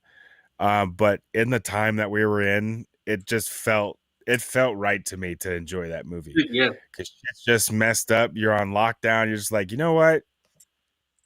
Fuck it. Let's just run into an entire fortress of zombies and try to steal some shit. That sounds like a good idea. You know what I'm saying? It's just like, I don't know. I thought it was fun. People are having issues with it and stuff, and I'm like, people always have issues. oh, they do, man. They look at everything like. I'm sure Zack Snyder thought, I just want to entertain my fan base. You know? Oh yeah. He didn't think I'm gonna win. Dave Bautista didn't take the role. I was like, hey, I'm gonna get Best Actor for this. Oh yeah. You know? Now they might there's no way for graphics or whatever, maybe sound, but not for performances. And my boy Dave Bautista did go off in that movie, though. He had some moments. He was the best. Definitely did. Yeah, no, I think because in doing this, and anyone who follows me knows that there's people who have their opinions that, you know, that's what they do, and a lot of people follow him and they have their opinions and they kind of not all of them, but there are a few that sort of pontificate. This movie sucked. This movie was cool. And so if there's a distension among any of that, then yeah, it's just like, what are you? That movie was so bad, and then that's what you're talking about. All of a sudden, is their opinion, and it's like, well, I actually kind of liked it, and then there's no fuel to that fire. Like, to your point, it's not gonna. I knew going in, it's a Netflix. It's a movie made for Netflix. It's going to be a movie made for Netflix. I'm not looking for Citizen Kane or anything. I'm looking for something. Have you seen Underground 6? Yes. I love that movie. Deadpool's with Ryan Reynolds, man. I dig it. I'm not saying all Netflix movies, but that was Michael Bay, wasn't it? Yeah, that was Michael Bay. Yeah. They're getting these Netflix movies, dude. They're just like, let's just do some shit. They're having fun, and you can tell Zack Snyder just told. There's no way that movie would have been put out by a studio. Army of the Dead, or it may have been. I don't know, but I think there was so much more latitude with. I don't think we would have gotten the product we got had it been done by a studio. I think it would have been more commercialized. Well, this one was just like fuck all to everything.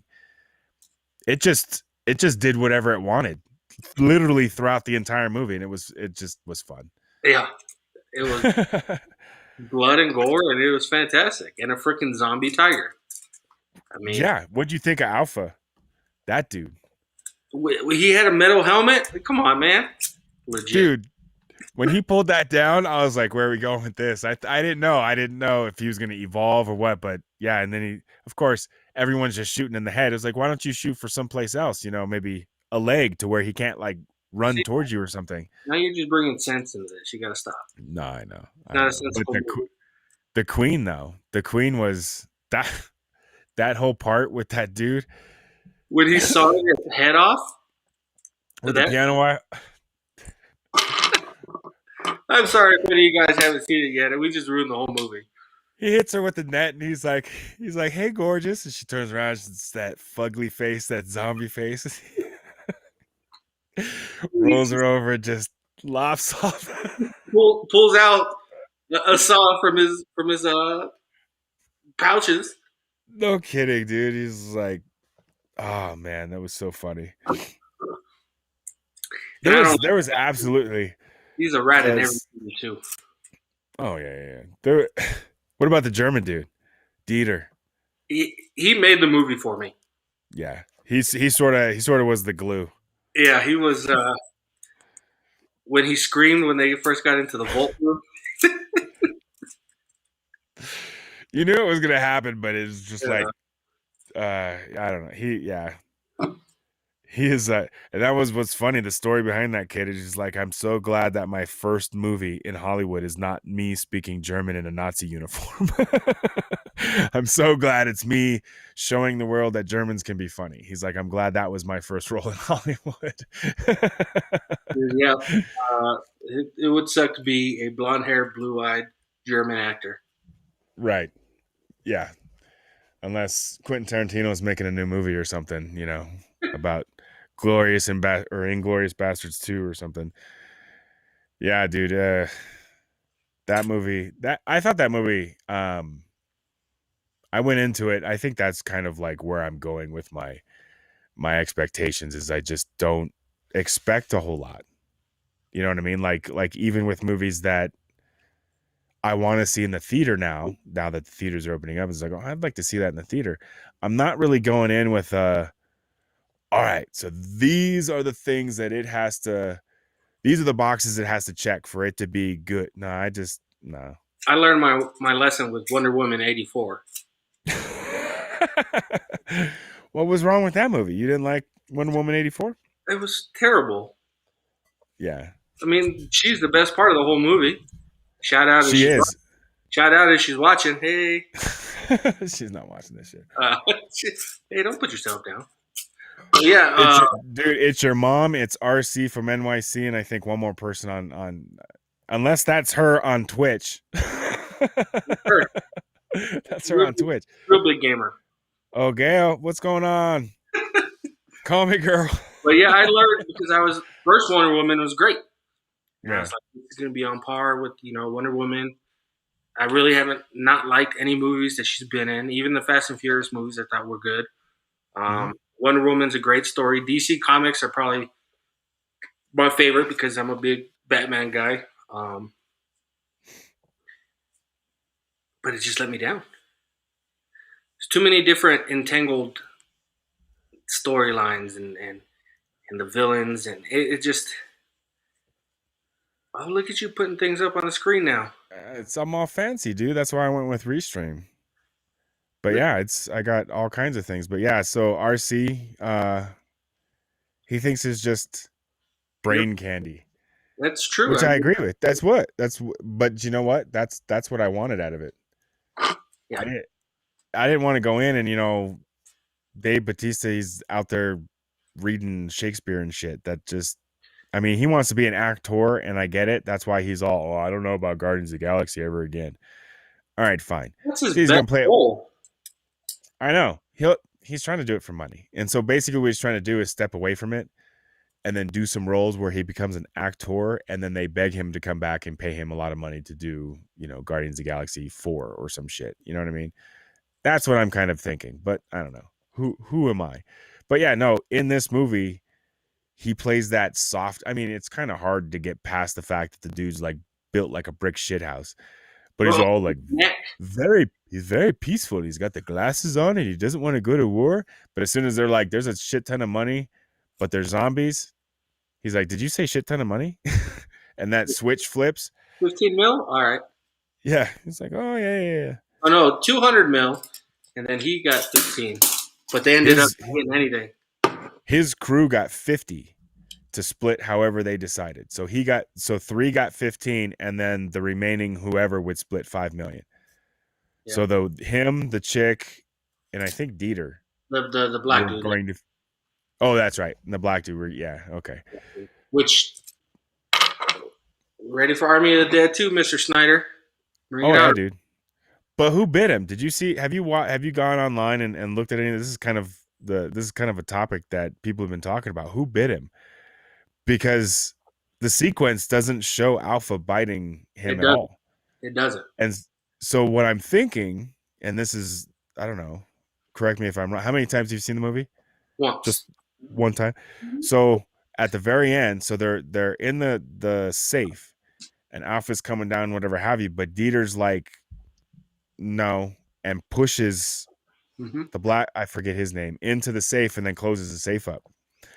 So there's no wound on him at that point. So it's not at that point that it happens. What I think happens is I think that Alpha kills Dieter and like ties him up as a trap. So if anybody came out of the safe or tried to get into the safe, Dieter's there to bite him. You know what I'm saying? Because the Alpha was kind of that smart. So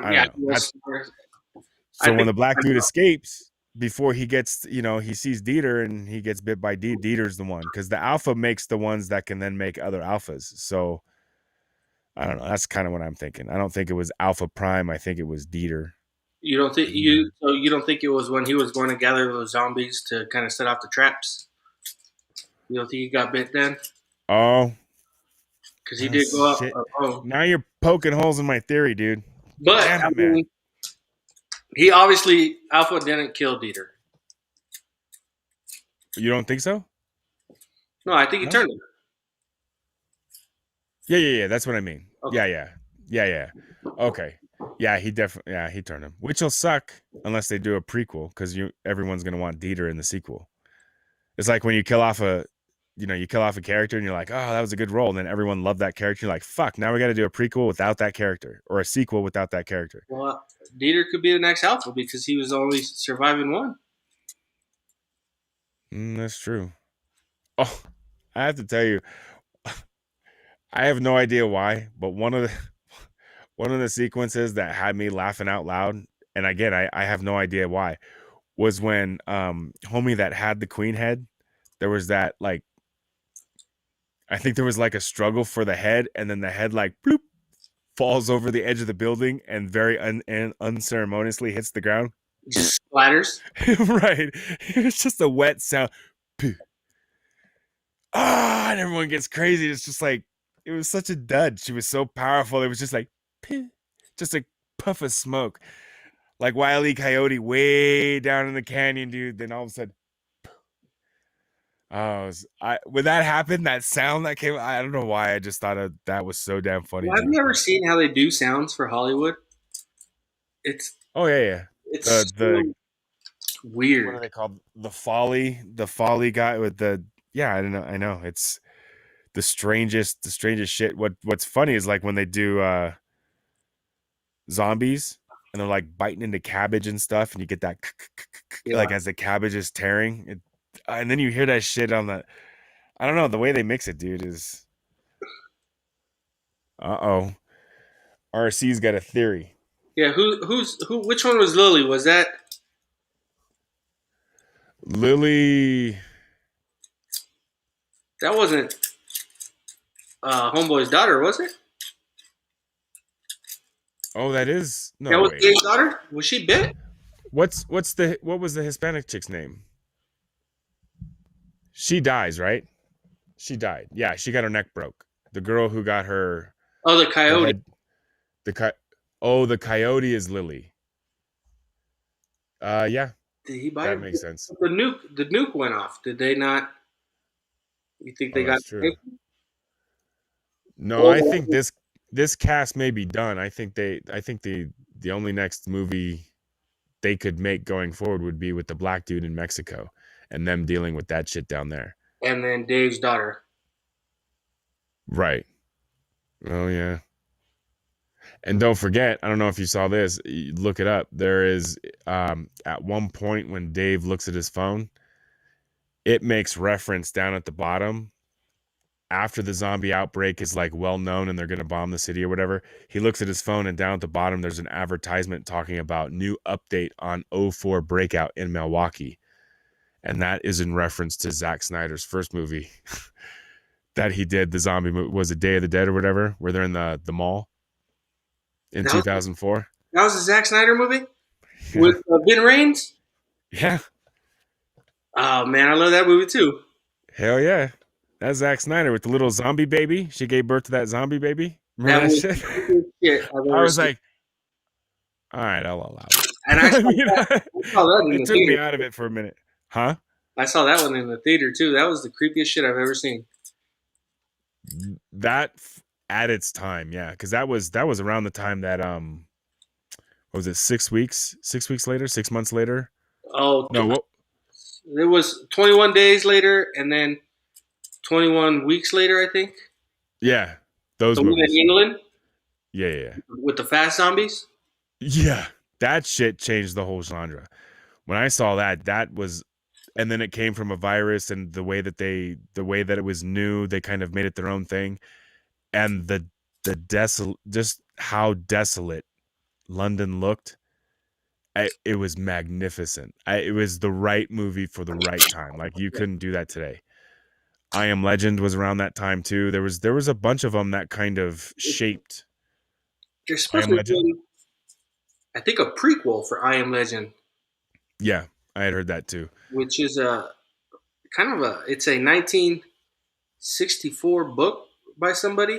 So it was kind of before. I Am Omega. I think it's I Am Omega or the Omega Man or something like that. Yeah, something like that. Yeah. Kind of like a twist on that. Mm-hmm.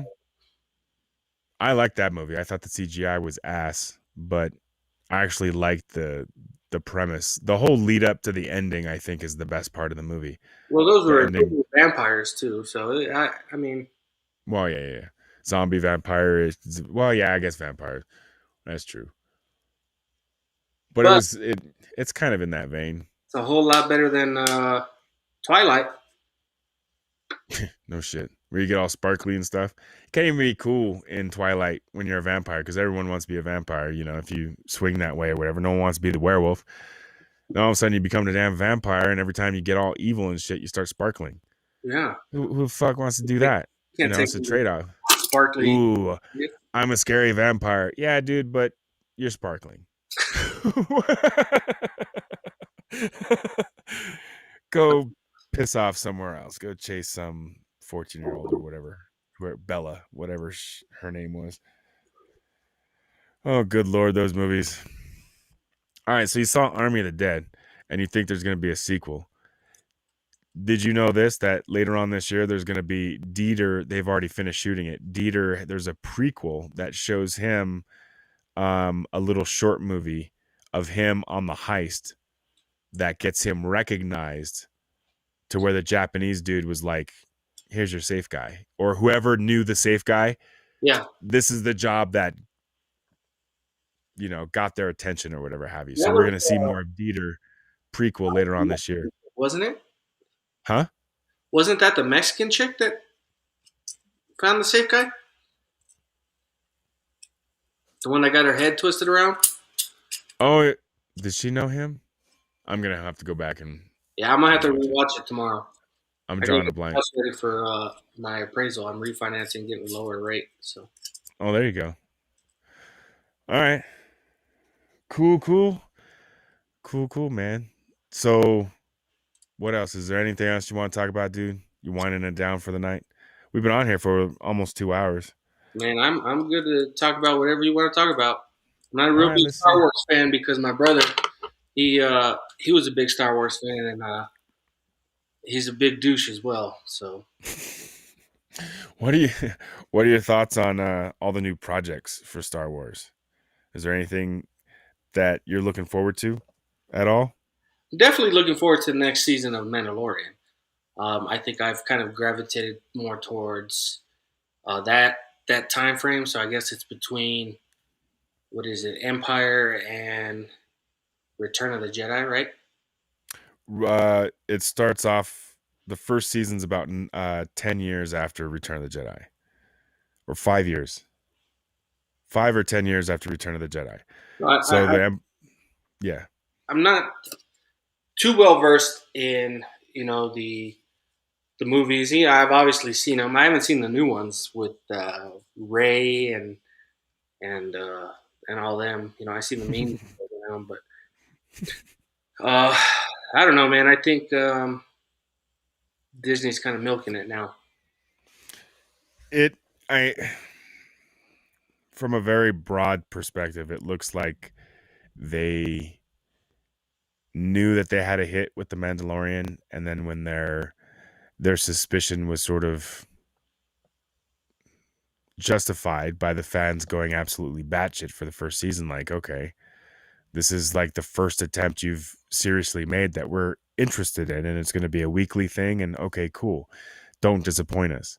And then every week they just sort of, the technology evolved and the story started to come out, and there was a little bit more of this and some eye candy. I remember us talking about it, little eye candy here and there and stuff. And with season 2, all of that was established, and it was like, okay, now show us something else. And then boom, they delivered on that. Now with all the new projects coming out, it's almost as though they were waiting for The Mandalorian to sort of solidify. And then they got Andor and Obi-Wan Kenobi and Boba Fett and all these different shows coming out that it's just like, okay, if you can keep that same equation that made people interested in Mandalorian, I think you could have something here. But if you fuck up Obi-Wan Kenobi, people are going to come to California looking for you. Just know that shit. Yeah. Please don't cast what's his face as Obi-Wan. Yeah, Ewan McGregor's back. Yeah. He's back, and the story takes place after I forget exactly how much time has passed, but it's after Revenge of the Sith, but not all the way up to Solo yet.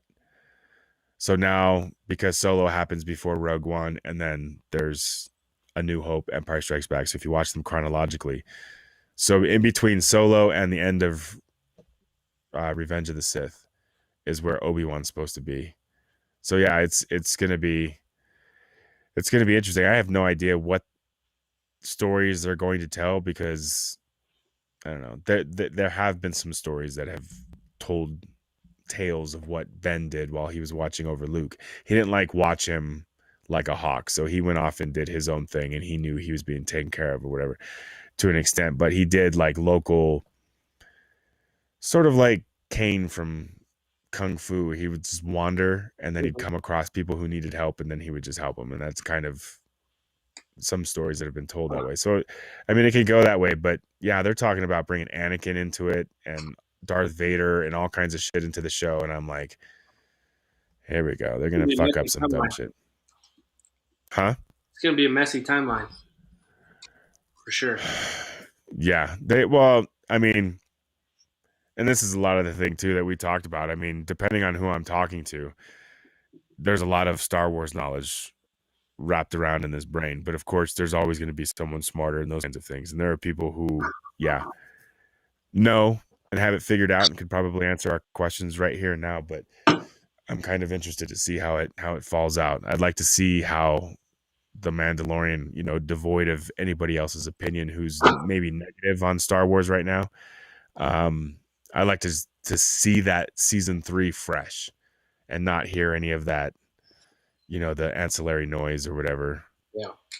It's pretty cool. But the one that really has me, like Andor, that's Cassian Andor or whatever. It's going to be the guy from Rogue One.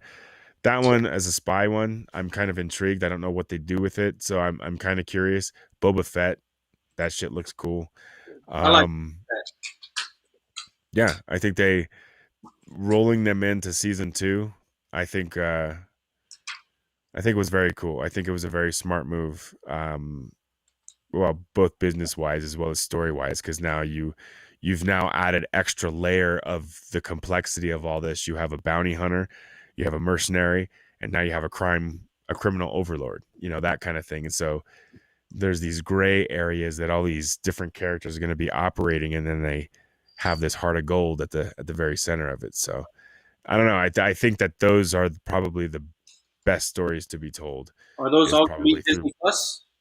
yeah, Boba Fett and Mandalorian, and Boba Fett, Mandalorian, Kenobi, Andor, and then there were a couple I think that, or at least one that had I think Gina Carano slated to be the soldiers in the future or some nonsense. Not Some anymore, not though, nonsense, right? but you know what I'm talking about. Huh? Not anymore, right? Because the cancel No, culture. yeah, no. She got fired and yeah.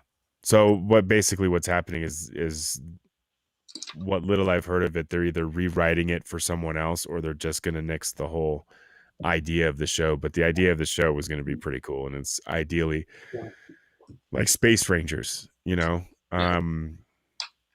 like Navy SEALs but in space type of thing with Gina Carano leading the way. That I think was kind of, I have no idea. That's what it sounded like to me. But yeah, so that's probably indefinitely put on hold. And then apparently, I think as it stands now, 2023 is our next movie in December, supposedly. So we'll see. Did they Maybe not? it's 2024 now. They may have bumped it. I may be getting the year wrong, but I have to either watch. 23 or 24, we're supposed to get a new movie, whatever that's supposed to be. What was the last one? Last Jedi. No, the last one was Rise of Skywalker, the Rise of Skywalker. So Rangers. yes, Rangers of the New Republic. Thank you, RC. Yeah. So that one I think is on hold indefinitely, or at least they're changing it, and then we're supposedly getting a movie. Yeah, if I'm not mistaken, either 23 or 24, and I think it's 23. Yeah, But they're just gonna get every single dime they can out of it. well, they're trying. It's just that the interest is waning because the quality of the stories is the fans there's a very vocal group of fans that just it's not, there will always be a group of fans that says anything Disney does I will hate till the day I die. So not talking about those fans, I'm just talking about people who genuinely were pissed when The Last Jedi didn't turn out to be anything close to resembling what George Lucas, to them as fans, they didn't like what they were seeing. Mm-hmm. And then, of course, that then poisoned the movie that they did enjoy, which was The Force Awakens, which then by the time The Rise of Skywalker comes around, they're just jaded about Star Wars anyways, because of some of the things the actors have said, the treatment of Gina Carano, any number of things that these fans, I say these fans, but fans in general, care about the characters and those kinds of things. There's been a lot of disruption and a lot of Lucasfilm just simply not giving a shit what the fans think. The people who know crap built Lucasfilm. This is, I think, cancel culture is that the people who run Lucasfilm now don't realize that the fans that they're shunning, the fans that they're trying to get away from telling stories for, those are the ones that literally propelled Lucasfilm to the billion-dollar industry that it is They're the today. ones that bought all the memorabilia, went to the movie theaters, watched all that. Yep. Grew up Yep. with Star Wars, and word of mouth spoke about it and got their friends into it. And these cancel culture people, they're not going to be around for long. No. So cater to them as much as you want, but your industry is going to end up, or your company is going to end up being in the dumps. And I think that's what was so attractive, especially for Star Wars fans, was the fact that they felt so marginal. Certain aspect of the fans, a certain portion of the fans felt marginalized based off of how they thought. Okay, let me back up a little bit. A lot of people were disappointed at the fact that we were told that Han, Luke, and Leia would be in the next trilogy. And everyone shit their pants like, holy crap, here we go. We're getting the band back together again. The expectation was that at some point, all three of them hopefully would be on screen for one last moment. You know what I mean? And we never got that. Of course, Carrie Fisher and her untimely passing, those kinds of things set aside, the fact that it probably wasn't planned to begin with is starting to come out. And so there was no concrete sort of plan where this movie's going to lead into this, that's going to lead into that. You know, those kinds of overarching sort of premises, I think, were very early on thrown out. Rian Johnson and J.J. Abrams were writing their scripts at the same time without really a whole lot of stuff going back and forth. And then Ryan comes back and asks J.J. to change the ending of Force Awakens, which then hearing that, it's like, oh, that must mean because it has special relevance to what story Rian Johnson's going to tell. Well, the part that Rian Johnson wanted J.J. Abrams to change was the fact that when Rey comes up the steps at the end of Force Awakens, what she's presented with is an image of a floating Luke Skywalker with a bunch of stones and stuff around him, like he's meditating, and then she walks upon this, that kind of thing. And then we get the scene that we saw where he turns around and, whatever, it's a cliffhanger. But Rian Johnson wanted that change, as well as he wanted certain droids to be on the island at the time so that it would help him better tell his aspect of the story. But other than that, it was like it appears that there's little to no conversation that's going on, just a bunch of corporate people talking. And then we get The Last Jedi, and it takes the character of Luke and runs him through the ringer. And from that stems this sort of community of being very critical of what Disney's doing with Lucasfilm, and in turn what Lucasfilm is doing with this brand that we love, Star Wars. So there's a lot of animosity and those kinds of things. And there are people who, based off of some of these actors, have actually going into the election last year, equated Trump supporters to Nazis and, things like that. But Gina Carano is the one who gets fired, of course, because she said, equating the kind of hysteria that was surrounding the whole masks and the idea of neighbor turning on neighbors and those kinds of things. She equated it to what preceded the Second World War and Hitler's rise, was the fact that the Nazis, before they invaded Poland, got neighbors in Germany to turn against neighbors before the whole Nazi movement really took form. So of course she shit canned for that. But nevertheless, there's a lot of animosity. So there's, what's good for you because they think like Hollywood does, so they're given a free pass. But Gina thought this way, which is counter to the way they think. So now she's got to be made an example of. And so a lot of like-minded individuals who happen to be Star Wars fans, of course, start to get pissed off. And they're just like, I'm not going to give them my money. Start canceling Disney Plus and things like that, and making these hard decisions based off the fact that they're not going to take this shit until Disney starts putting good stuff on the screen again. And then we get Mandalorian. But then the whole Gina Carano thing happens, and holy shit, is season 3 now going to be plagued because now you have these divisions of, well, I can't watch season 3 because I support Gina. You know what I mean? I think there's divisions for the sake of divisions, but Yeah, I personally am looking forward to seeing what they're going to be doing with all these new shows, at least just to see what they're doing. I think people need to just lighten up and watch what you want to watch. You can still support Gina while watching The Mandalorian. I don't know, man. My mom does the same thing, and if she's watching, hey, I'm sorry, Mom, but she won't watch movies with certain actors in it because of their political beliefs. And I'm like, you can't bring that in. Hollywood shouldn't be bringing it in, but you can't bring it in. Right. Well, I think it's hard. I think it's getting harder now. I think that in growing up, that at least was very much, my parents' perspective, is that I grew up seeing the inside of how movies were made. And so my parents didn't think anything of it, of, oh, that's how that person believes. That's how that person believes. But then would thoroughly enjoy a performance, even though they didn't vote for the same people or maybe had different ideas or different stances on things.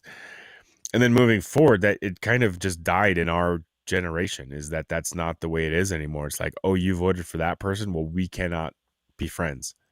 There's like and I think that it does take a skill to be able to separate someone's politics from the character. I think there are some actors that are better at it than others, hiding it to where I'm able to perceive them as though I can get lost in the suspension of disbelief that you're not a dickhead and an idiot and those kinds of things. And let's enjoy this movie. Meaning that we disagree, not that these people are actually this way. But But now it's gotten to a point where the vitriol and bullshit that comes out of these fuckers' mouths when they're trying to get us to pay for their shit. Hey, come buy tickets to my things, you fucking Nazis. And I'm like, I don't understand how that's supposed to help anybody. How are you're not helping the situation. No, And you're calling half your audience Nazis. Presumably half your audience, let's just say. It is a very bizarre and then they don't get punished for it. And then people laugh at it. And then when there's any sort of resistance to him saying shit like that, oh, he's just kidding. You don't know it. It's total forgiven and no one even blinks. But if you have a conservative thought, that was one of the things. I don't know if you ended up seeing the interview I did with Brad, but he's in the Navy currently, and he now got stationed on the East Coast. And I was asking him, currently being in the military and dealing with how fast the military has changed since September 11th into what it is today, and the just the quick procession of from Obama to Trump to Biden as far as how the DoD is being used as a social petri dish. Yeah, I don't see how this ends well for the it's next generation of soldiers. astonishing, isn't it? It's hard, dude. It's hard to watch. And My nephew's at Fort Bragg right now. So yeah, it's hard to watch, dude. we're raising, I wouldn't say we, but America overall is, how do I say this without somebody looking me up and gaslighting me? Well, the fact of the matter is that anybody who's watching this is going to get pissed off. They're not a fan. They're not interested in hearing any sort of truth anyways. So They're already pissed off, and they're here not because they're mad at you. They're here because they're mad at me, and they're trolling. So we're a generation of pussies. yeah. And men aren't men anymore. Mm-hmm. And how are we supposed to build a fully functioning army with that kind of shit? Mm-hmm. Somebody who can't stand the fact that somebody unvaccinated would not wear a mask in King Super, or gets triggered at the word I don't know, snowflake, or it's like, get some thick skin, man the fuck up, and handle your own business before you try to handle anybody else's. Mm-hmm. Yeah, I don't see, like you were saying, how we're going to recruit for special forces. They're going to have to bring the standards down, and then how special are those forces going to be? Yeah, that's 'Cause right now we got some kind ass men and women doing some special operation shit mm-hmm. that we're not going to have here in the next 15, 20 years. No, and I think to your point, it's not even the fact that we're not going to have the people who know that they want to do that going in. We're not even going to have the pool of people for special forces to come get you. You're not even in the army because you didn't even want to be in the army. So the special forces doesn't even know you exist. Is my point. Is I can't tell you how many people literally they'd come on post and say, hey, we're doing a pre-qual test, whatever have you. And then there's the one guy sitting over in the corner smoking, and the SF guy walks up to him and he's like, hey, have you thought about trying out? And the guy's like, no, not really. But he can do it. He just never really, I'm a mechanic. I never really thought, well, you look in shape, go try out. There was a guy I knew who was a mechanic that ended up being an X-ray, an 18 X-ray. And it's one of those things, man, that you just never know. And they just literally were like, are you sure? Kind of talked him into it. He did a little bit of it, got into the community and dug dealing with the people. And then bada bing, his whole life changed. He was a friggin' mechanic. But that's the thing, that we're not even getting people, and we're not even going to get caliber people, high caliber people into the military to then pull special forces from. That's the trick. I mean, it's like, I don't know. I don't see it ending well unless we went totally digital and we just like digitally wipe out our enemies without ever having to leave the United States. until we get to that, or we deploy an EMP over their countries and just wipe them out, send them back 150, 200 years, and we just sit over here and never go into anybody else's country ever again. Other than that, in about 10 years, I'm scared. Yeah. And that's our lifetime. Yeah, I know. But I'll be 40 by then. I'll be 40 in 10 years. Yeah, for sure. Definitely for sure. I will definitely be 40 in 10 years. I will have been 40, definitely. I'll be 50 in 10 years. So speaking of going digital and all that stuff, I watched a video today on Reddit. And I told you I belong to a bunch of conspiracy theorists, subreddits, and things like that. They were saying that with the government coming out that UFOs do exist and that they have proof and things like that, they're preparing us for an alien invasion.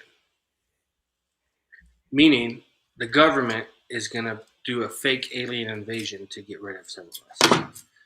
And a lot of things they were saying was a little wild, but there was some good stuff. You mean alien abductions, and they're just vanishing people? Yeah. Yeah, or using what do they call it? I forgot what they call the freaking laser beams. Those advanced technology that we as Americans or as a world don't know exist yet, but that do exist. Oh, like the pulse energy weapons? Yes. Things like that. Yeah, okay. They're going to use those against us, and we're going to believe it's aliens. Just to wipe out the people they want to wipe out. Or the technology that sends that, what is it? Is it a sonic wave where it makes your skin burn? Makes you feel like your skin's burning? Have you seen that? It's literally a sound wave, some sort of sound system that they hit you with, and it feels like your skin is on fire. Dude.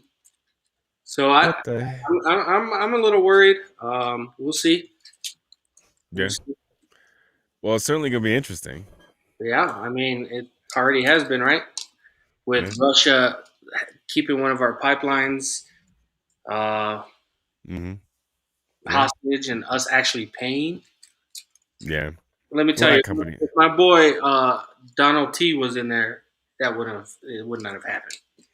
No, yeah, that was poor form, because what ended up happening is that they had issues bringing it back online. They were supposed to be able to flip a switch after they paid the ransom, and it didn't happen that way. And there's still an additional day or so after that. Yeah, it was just an absolute mess. I don't know why you capitulate to terrorists.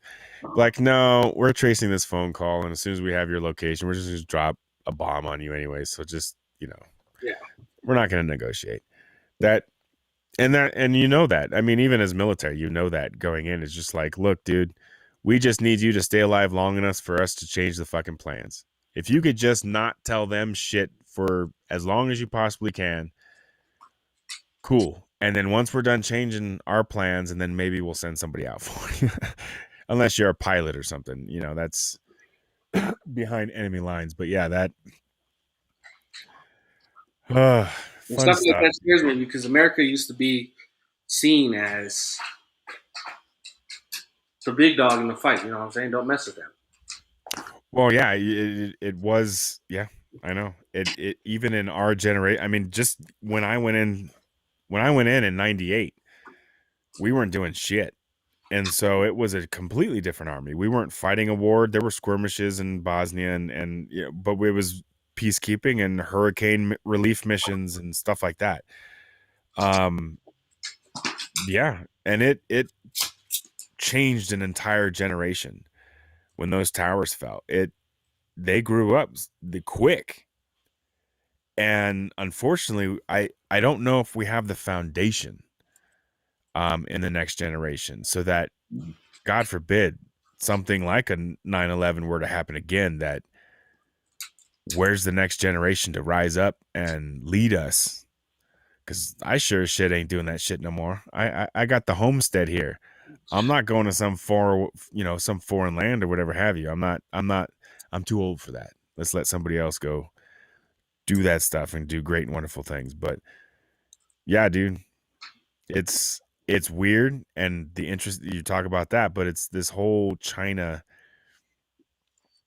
conspiracy is ultimately the conspiracy is it's not a conspiracy.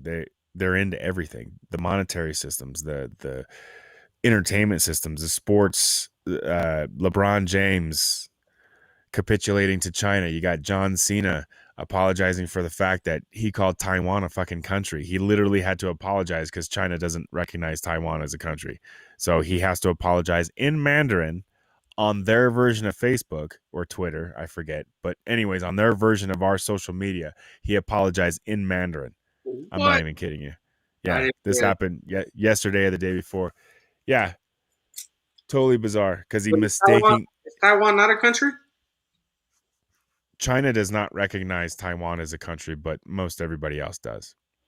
Cool. And it goes back to a bunch of Chinese bullshit in World War II and the Japanese and a whole bunch of other stuff. There's a bunch of infighting that went on probably 20 years on either side of 10 years or so, either side of World War II that formulated that whole thing. But yeah, it's when China mainland went communist, nationalists left China for Taiwan, and Taiwan's actual name is, I think, the Republic of China.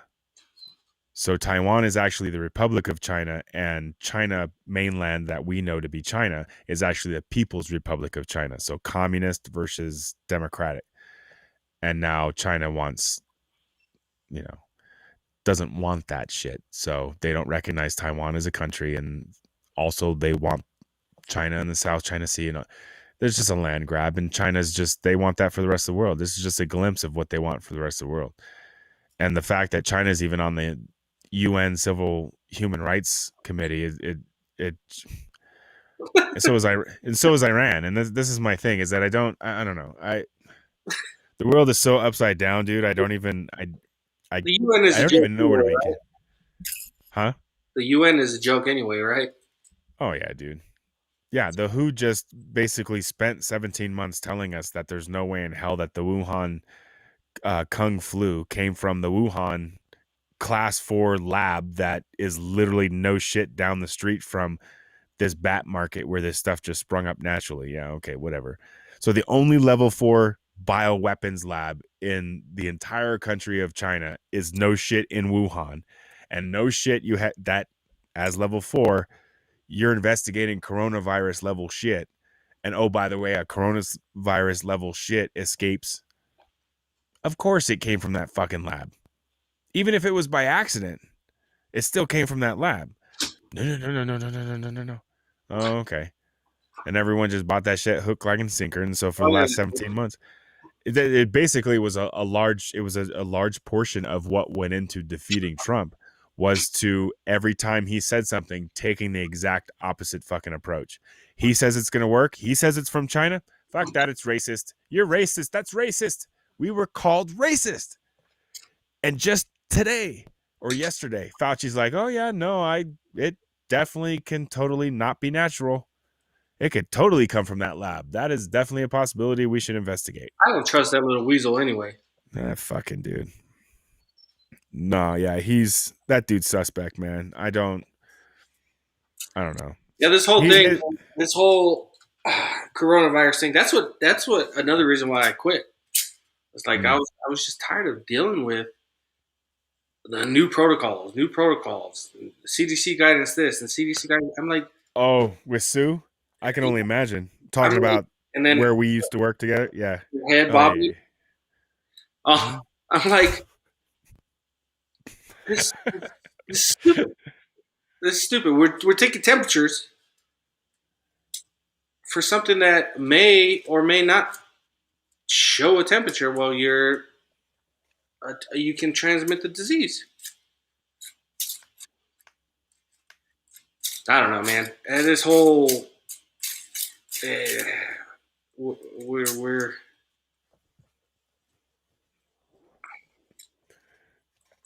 he's down there filling up our chat. Yeah, I didn't hear that either. The U.S. wants to look into 3 lab techs who were sick with COVID-like symptoms in November. Yeah. So what he's referring to is that when in doing this investigation, wherever intelligence reports comes out that these people who worked at the lab, all within a short period of time, admitted themselves to the hospital after experiencing these respiratory issues, which of course wasn't identified yet, but the two weren't put together as far as where it came from and why, whatever. Oh, I feel shitty. Let's determine what it is. Now they're going back and looking at it, and it actually turns out that those may have been the first 3 cases of what came out of the Wuhan lab. Oh, so they were in Wuhan. Yeah. And to the point, to such an extent that people are actually looking at the fact that all of that bullshit that has been going on for the last year, talking about how this shit developed in nature, that whole theory is being turned on its ass as we speak. They're like, yeah, no, this is totally bioengineered. So then you have to ask yourself, well, what are they creating it for? Well, they're creating it for a bioweapon. Okay, that's one option. Or they're creating it to learn how to defeat it. And that's what this bullshit like Fauci, when he's asked, well, what was China even doing? Well, they're trying to learn how to defeat it. So they create a big bad monster, and then we're better equipped when a really big monster comes up. We could defeat it. So it makes sense and all. It's total horse shit, as well as I do. Weren't we? Huh? We sure were equipped, weren't we? Yeah, no shit. But you're telling me the U.S. is the greatest threat to China's sovereignty. For China to rule the world, the U.S. has to be out of the way. Now, what's one thing Americans are known for around the world? About 50% of us have eaten too much KFC. Okay? Maybe 60% of us. Now, if you design a virus that takes out the fat and the brain trust, meaning the old. So the fat and the old all get taken out, and you get left with the soy boys who now have to run shit. And China just walks the fuck right in. Doesn't affect our young because that's their future workforce, you see. They don't want the old, and they don't want the opinionated or the brain trust. So they all have to go. All the 50 and olders have to go. And if you're fat, we don't want you because you can't work very long. Your heart's going to explode. So we keep the young, which of course were minimally affected, for our future labor force.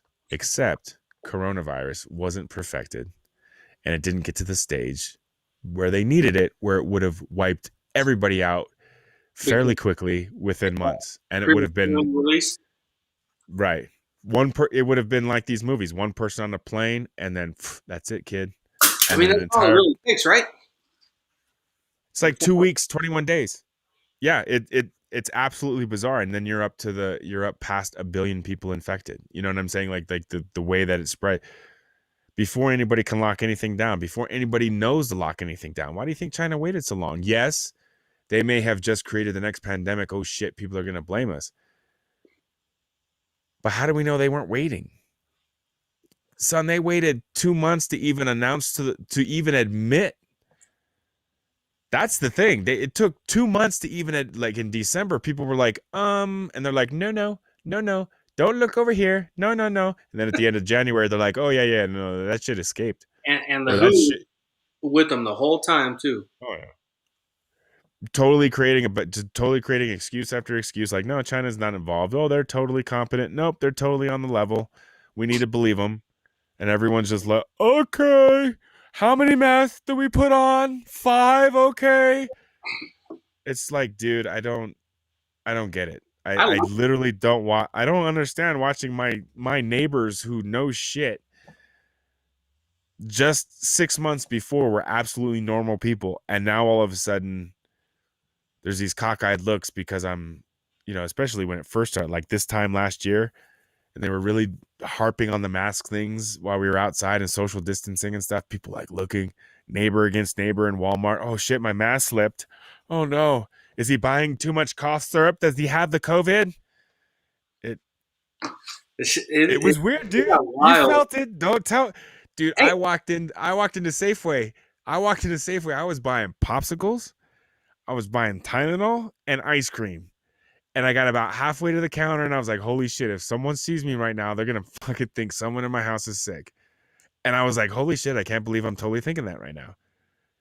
I'm not wearing a mask. Some people are like, look at, they got the mask and they're looking at you like this from over there, like, well, who's that guy? Or they kind of like move a little because you're coming down the aisle. They're like, oh, he doesn't have his mask on. It's like, what? I was at Fuzzy's this year with some people, and I didn't wear my mask to the restroom. Granted, we're all in Fuzzy's. You know what I'm saying? I didn't wear my mask to the restroom, and some little nerd, I hope you're watching too, little nerd walks by me and under his breath says, "You should be fucking wearing your mask, asshole." I said, "What?" I was just going to take a piss. He said, "This is America, isn't it?" I said, "You're damn right this is America." And his girl's like, babe, we gotta go. I'm like, people are really getting offended because I didn't wear my mask to take a piss. Oh, dude, it's getting stupid. Like, don't come near me then. Mm-hmm. Yeah. Dude, I was outside walking to Walmart and didn't have a mask on. And when was this? This was, I think this was when Colorado, I think we were moving towards masks, or they were really like, you should really wear one, but it was before the mandate. So it was before, but it was literally like this. They were trying to champion that whole be patriotic and do it for the love of grandma. And you don't want your grandma to die, like that kind of shit. And so here I am, I'm minding my own fucking business. I'm not wearing a mask. I'm walking to Walmart and coming out of Walmart. Okay. So they're already in the parking lot and they still have their masks on and we're outside. And this dude wants to pipe up as I'm walking past. Now I'm carrying concealed at this point, right? Because people are stupid. Yeah. And as he passes me, he says something very similar to that shit, like, you selfish motherfucker, or something like that. What the fuck did you, what did you say? And they kept walking. He wants to talk out of the side of his neck. So I start walking after him, asking him questions, which of course prompts him to stop because he's with his wife, which is what I wanted him to do, is just fucking stop walking away from me. So he stops and he turns around and this kind of thing. Well, I make a gesture with my hands as I'm doing this. And I'm like, well, dude, we're outside, and I'm pleading my case like, you're an asshole. We're outside. You're the dumbass with the mask on. I silhouetted my weapon, to which point I see the wife notice. She taps him on the shoulder like, we need to go. I'm not going to draw on you, but you continue to get stupid and this escalates. We're going to have an issue, dude. And this is where I'm at. Like, I'm at a point where I'm carrying whenever I go deep into the Springs, or especially if I go north. If I go to Pueblo or Denver, dude, fucking crazy. Of course I'm carrying. Always carry. Stay strapped or get slapped, right? That's what totally. George Washington said.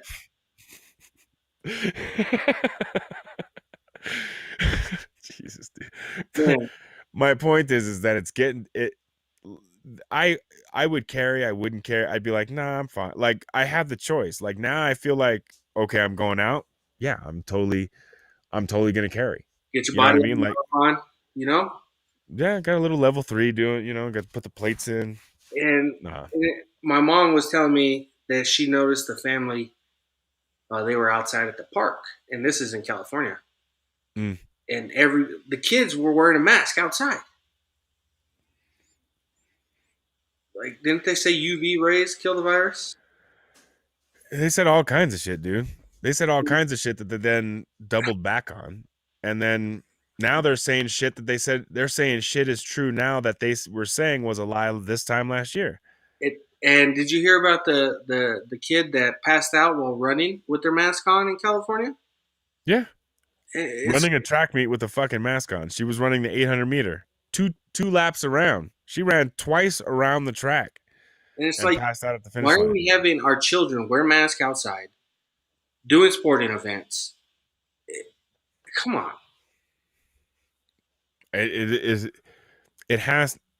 The only thing I can think of is that it's some sort of social conditioning experiment, so that when the next big event occurs, they're going to snap their fingers, and it won't take us a fucking year to get to where we're at now. We'll do it voluntarily within the week. That's exactly what that video said today. Mm-hmm. About the alien invasion was. Yep. they're testing us to see how cooperative we'd be with their crazy mandates, because it's crazy. Don't you Oh, feel it's absolutely. people are getting dumber because of the lack of oxygen? Like, Yeah. I think their stupidity is actually showing now. I think what it does is like a big goiter. It puts it on, the outside where everyone can see it, because you've seen the people with their windows up inside their own car with their mask on. Right. No one's around. It's like, well, who the fuck is going to get you sick, sweetie? There's no one around you. But that's the other thing too, is to get people afraid of people and those versus them, and put us into categories, because they've already done it to where regardless of what the facts is, the perception is that conservatives will not wear masks, or will be less likely to wear masks, whereas liberals will be more likely to wear masks. So what ends up happening? You say that long enough, you start walking through a mall and you see someone who's not wearing a mask, you're going to believe that person is more likely going to be a conservative. So all of a sudden, by sight, from a distance, I can tell I don't like you. That's what they're doing. Anybody who's wearing a MAGA hat, anybody who voted for Trump, well, those are all abstracts, because I can take this hat off and not wear it again. But I can witness you wearing or not wearing a mask right now. And this is nuts, man. Like, I didn't think I'd ever see anything like this in my lifetime. No. Like, even when I was in the military at Fort Stewart, that swine flu, right? Mm-hmm. We didn't see anything like this. No. When we had the bird flu, didn't see anything like this. The SARS, remember SARS, which is another COVID strain of the early or late 90s in China? Right. Nothing like this. Right. Well, this is SARS too. This is the exact same thing as SARS. It's a different strain. It's a new variant of SARS. Yeah. And it is. What the hell are we doing? I don't know. And we're wearing masks and we're doing all this because the media is telling us to. Right. Well, we've also been conditioned to believe whatever the media tells us. So when you actually have voices like a Fox News or a Breitbart or Tucker Carlson or anybody famous who's conservative who, is telling the truth, you have 85 different liberal outlets who are all going to say the exact same thing to denounce the point you were trying to make with some bullshit. And then some idiot frappuccino fucking soy boy comes walking down, and he can't talk anything of substance. All he can do is parrot the stupid bullshit that he heard Rachel Maddow say the night before. And that's why he's mad. And no one can talk. And it's just like, okay, fine. What the hell? It's almost like a good thing that Trump is out, to an extent, out, so that all the stupidity is now on display. Like, oh, you didn't want Trump now, huh? Say that again? It's on full display because they got the House, they got the Senate, and they got the presidency.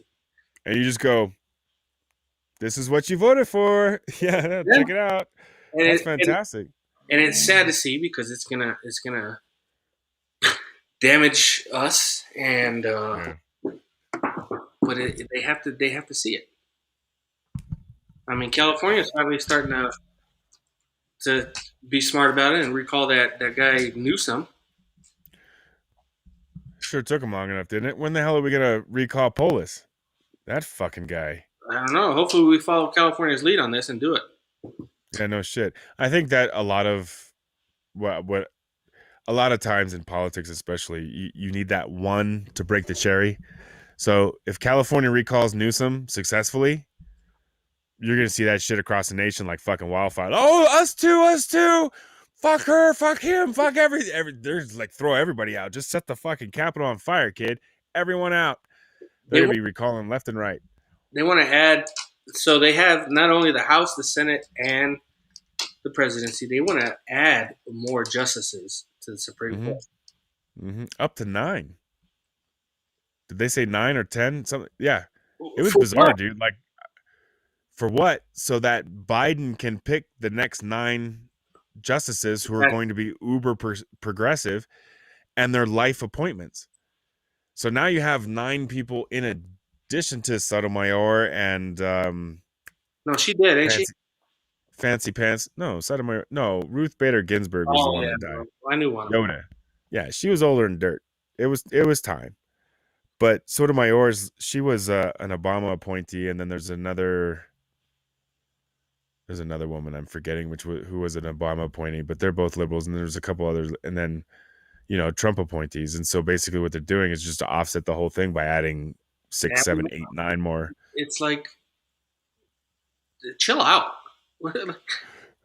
Right. But that's the thing though, is how fast all of this is going. It goes back to what we were talking about before, is the slide in culture. It's a slide in our military. It's a slide in everything that's been going on in the last 60 years. There's 70 years. There's been this progressive slide away from traditional nuclear family values, away from taking responsibility and ensuring that you probably want to get married, that your chances of success in life are best if you wait to have kids until you're married and you go to college.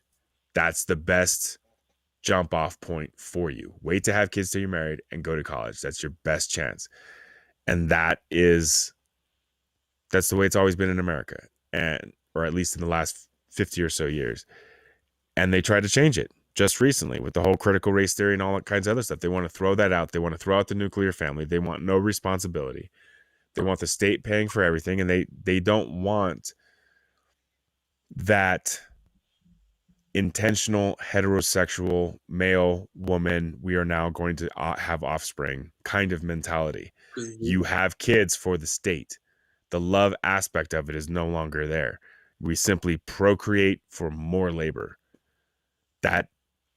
It goes towards the whole, we don't have to go down this, but pro-choice and that kind of thing is keeping a population low, dumb, uneducated, and subservient to you.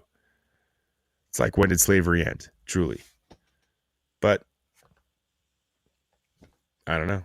It is a decision, I think, that certain communities have to make for themselves to dig down deep and perhaps pull off some of those band-aids and throw away some of those idols that they've had for decades or years or whatever have you, and say, we're not going to put this up on a pedestal and say, this is what we want our young men to be like. We're going to change that game. And this shit, that's done.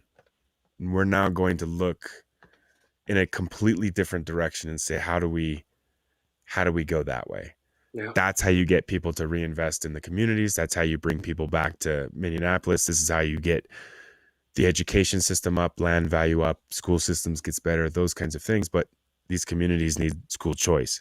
You can't continue to send these kids to shitty schools and expect the situation to get any better. They have to have school choice. And there are a lot of things that can be done that aren't being done. And a lot of the reason they aren't being done is because they're being held up by the Democrats because of the soft bigotry of low expectations, and any number of political policies and laws that they've put into place that have made any number of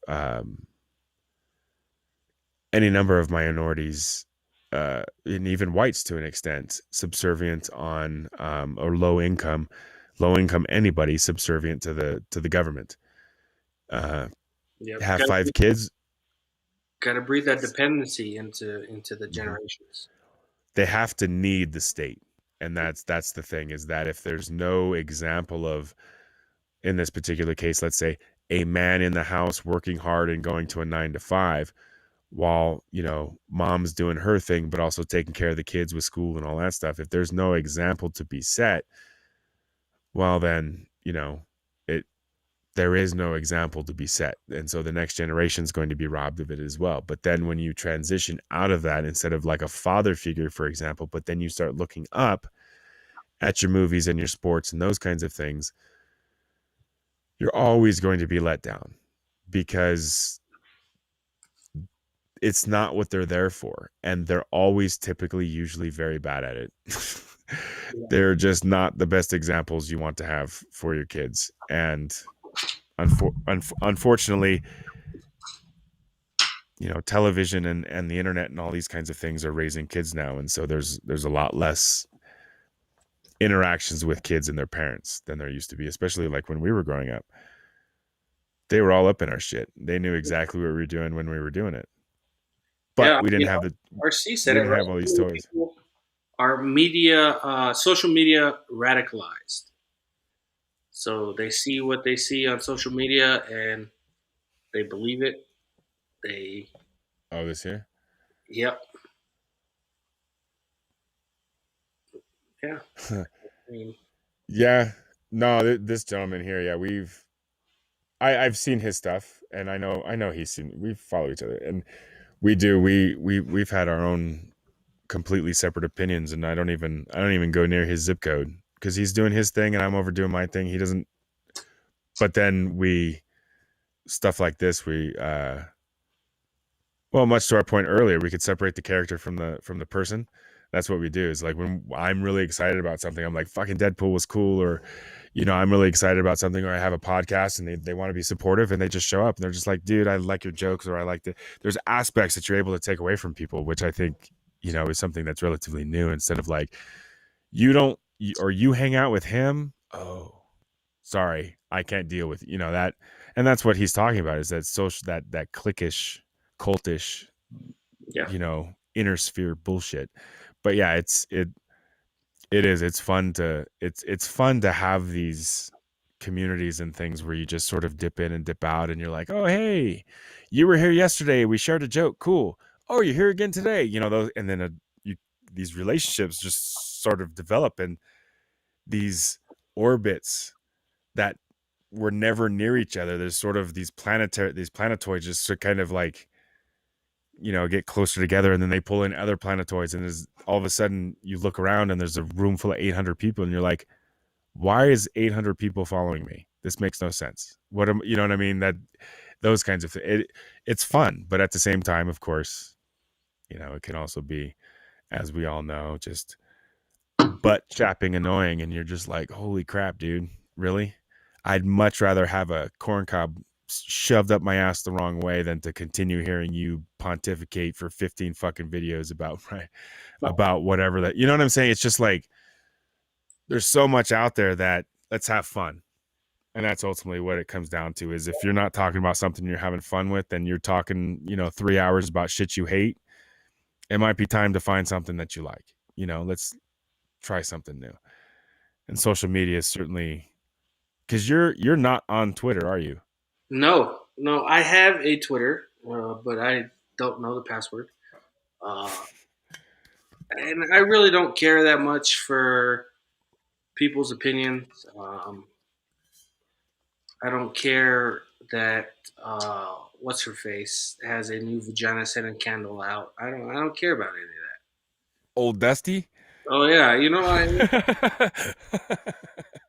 I just don't care. I don't even have TV. I don't watch the news. The only news I get is if my mom or my ex-wife or somebody sends me some news article. Like my ex-wife sent me one today about my hometown. Somebody got shot. Or no, 8 people got shot in San Jose, California. Mm-hmm. Mm-hmm. Because this dude, he was a current employee of the VTA, and it's just like, shit's depressing, man. Mm-hmm. I don't really care that much about it. I'm just gonna try to change what I can change and do what I can do, and hopefully influence other people and get it going. Yeah. Because there's only so much stupidity this world can take, right? And hopefully we're reaching that limit. Hopefully. I don't know. It's like they're trying to outdo each other. Every time one of these stupid motherfuckers opens their mouth, it's like someone else is trying to fucking top them. Hold my. Oh, you thought that was dumb? Hold my beer, motherfucker. Yeah, it is. Maybe a little hard, over, dude. But did you see the guy who did the prayer for Congress? He said "Amen" and "A woman." Like, what? Yeah. Do you even know what you're like saying? They don't. And the thing is, they're just making shit up as they go. Because and what's funny, people. It's funny because these people are just like, oh yeah, and a woman, that makes sense. Yes, let's do that. No, it doesn't, dude. Shut the fuck up. You have no idea what you're talking about. You have no basis as to why you even say amen.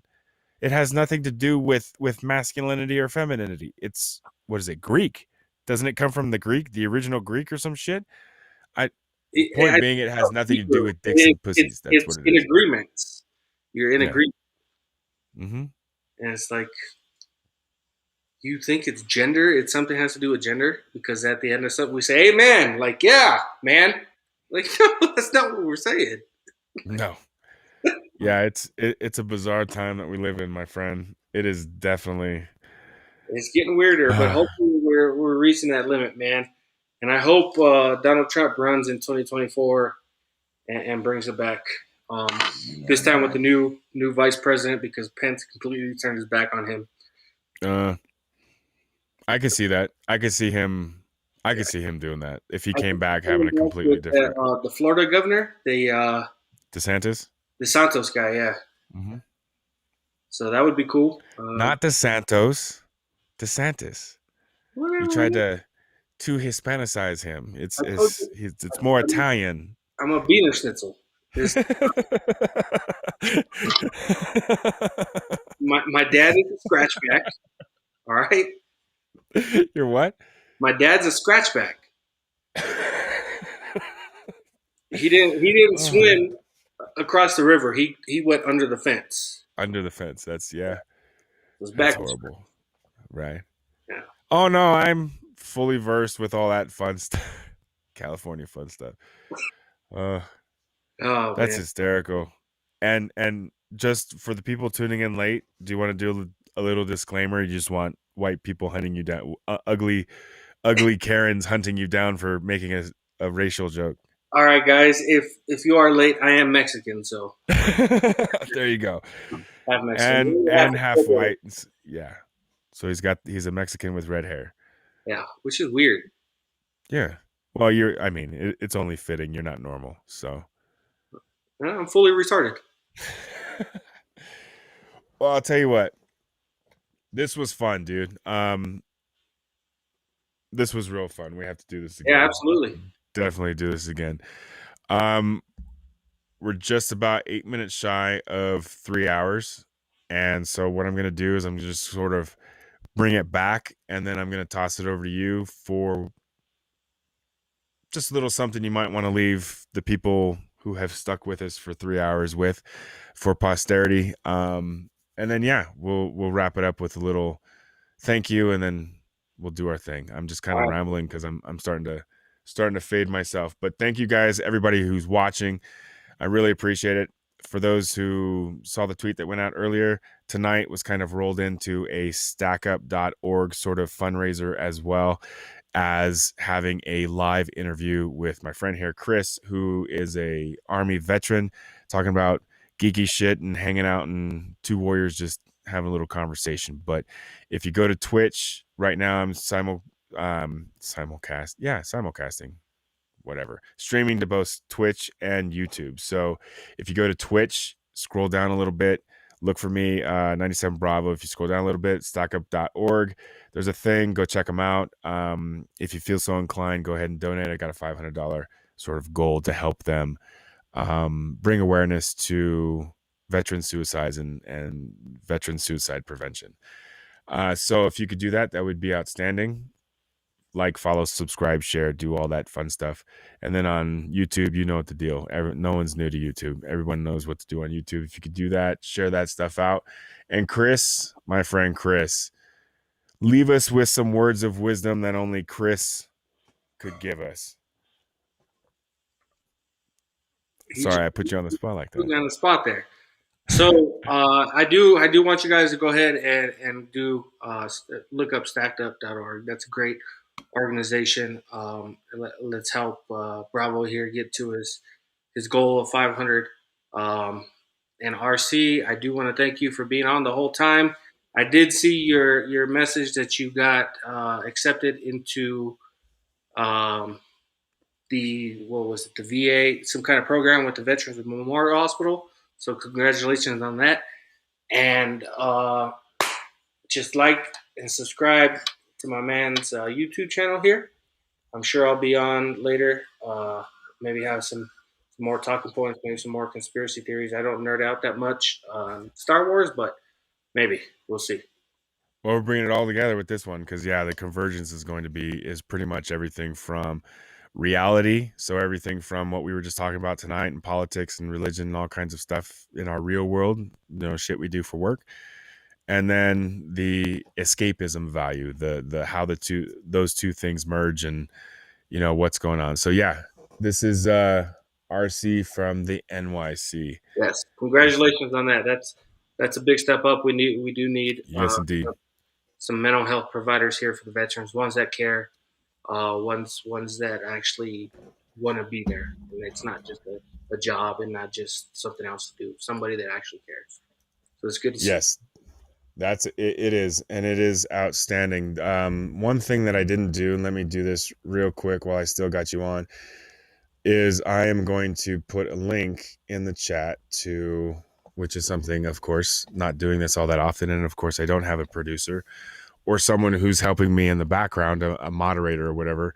I'm going to throw into the chat. I'm going to throw in the link to my. First of all, it's stackup.org. Okay, so stackup, all one word, .org. That's the website that'll get you to what these great men and women are doing. Hold on, I'm a little distracted. I got to figure out how did I send that? Oh, it's on Twitter. It's on Twitter. Pornhub link. I got to click on the what? Say that again. You got to close your Pornhub window. Oh, that's right. That's right. Close the Pornhub. All right, there we go. No, I'm just kidding. I don't. All right, so let's see. Why is it not letting me log in? See, this is why I have people like this, because it's an honor system to help my brothers and sisters. Very cool. That is very cool. So let's hold on. I'm trying to find that link for you. Let me do this. I think it's on Twitter. So let me search on Twitter right quick.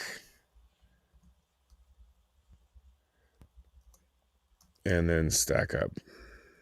I know it's going to be here. Oh, you fucking fat fingers. Whatever. Oh, he found it. RC from NYC found it. So that's cool. Sorry, I had this stuff up, but my notes were in my tablet and that shit doesn't transfer. So I appreciate it. But yeah, if you go to Stackup, it's like I don't know. It's this big ass long thing. But follow me on Twitter. Let's see these captions here. You can follow me on Twitter.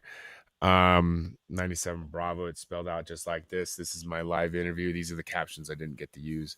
My live interview with Chris. And then if you're on Twitch, of course, you can go down and you can click on the Stackup panel. That RC, that's good looking out right there. He said he's going to share it. Outstanding. Thank you, sir. I appreciate it. But yeah, so here we go. Part one of many, I hope. I appreciate you showing up, my friend. Say that again? I'll get better lighting next time. Well, there you go. Yeah, get one of those. You'll look like a K-pop star. You just put it around your webcam and do music videos and shit. Yeah, get a little backdrop. A fat K-pop star. Have some lights for an intro. It'll be at Christmas time. I had Christmas lights around here. There you go. Add a little ambiance. But yeah, no, I appreciate you stopping by, dude. And I know that been a pleasure. Things like this, I like we talked about privately. I feel that it's important. I think that it's important to watch people have an interaction where two men talking about stuff that they like, and it's not beaten down with all the social bullshit. We're able to actually have a conversation and laugh and have fun. And anybody who wants to join us on here is more than welcome to do so. And if you want to jump in and talk some trash because you thought something that we said was not funny, well, you're more than welcome to do that too. You're just not going to survive very long. Two of the sharpest tongues in the business right here. So if you want to jump in and try to troll, you're more than welcome to do so. So again, I want to thank my guest Chris for stopping by. You guys are awesome. Chris, thank you very much. Everybody else, You guys take care, and I will see you for sure. If I don't do another podcast episode before Sunday, catch me again Sunday night, 5 p.m. Pacific time, 8 p.m. Eastern time, just like tonight, for another interview with a gentleman that I met through Twitter, and he is a veteran as well. So, and he is he's a visual effects dude in the industry. And so I will be chatting with him this Sunday evening. So be sure to tune in for that. Okay. All right, guys. Well, I appreciate it. I'm going to wrap up, basically close out the podcast episode. I'm going to have a small pause, and then me and Chris are going to have a few minutes as we wind down. It'll still remain live, but the podcast will be ending technically in a few minutes or in a few seconds here. So you guys be cool. You be indomitable. I will see you next time, and be good. Enjoy each other. Have a good time. Okay. Be cool. And we're out. And that's how that's done. And then I will add something to the end of that and upload it, and it'll be pretty and cool and all that stuff. So, no, brother, I appreciate it. You're awesome. I knew this was going to be a good time. RC had fun. Bless your heart, my friend, for staying with us the entire time. You guys who were here, you guys are absolutely awesome. I appreciate every single one of you. Tell your friends. And yeah, I'll be here Sunday night doing the exact same thing. If I don't do what my plan is to start uploading podcast episodes during the week prior to everybody in the house waking up for the day. So I don't sleep very well. I'm up between 3 and 5 every day still, even though I've been out of the military for 15 years. Well, I stopped doing that. So You need to. yeah. But yeah, so I'm just going to get up and start doing podcasts in the morning. And if I do 5 a week, cool. If I do 2 a week, fine. But just start pumping them out, and then save the live shows for, these personal things that people can interact with during the week. So I appreciate you being my second guest, my first veteran guest. First guy was active duty. So it's nice having a cool mix. Again, I appreciate everybody hanging out. This actual aspect of it, this ending part's not going to be on the podcast, so you're getting a little extra. Do you have any closing words? Something funny, something foul, something that's not going to be in the podcast that you can leave us with until you're on with us again? No, I'll wait till I get a little more comfortable. Yeah, I don't want to get fired yet. Okay. All right. Well, that's good. We'll have you on one more time, and then you can get fired from that one. Yeah, that's fine. All right. All right, Chris. Well, I appreciate it. I appreciate you stopping by, dude. You take care. And I'm going to end the stream, and then it's just going to be you and me, okay? All right, guys. You guys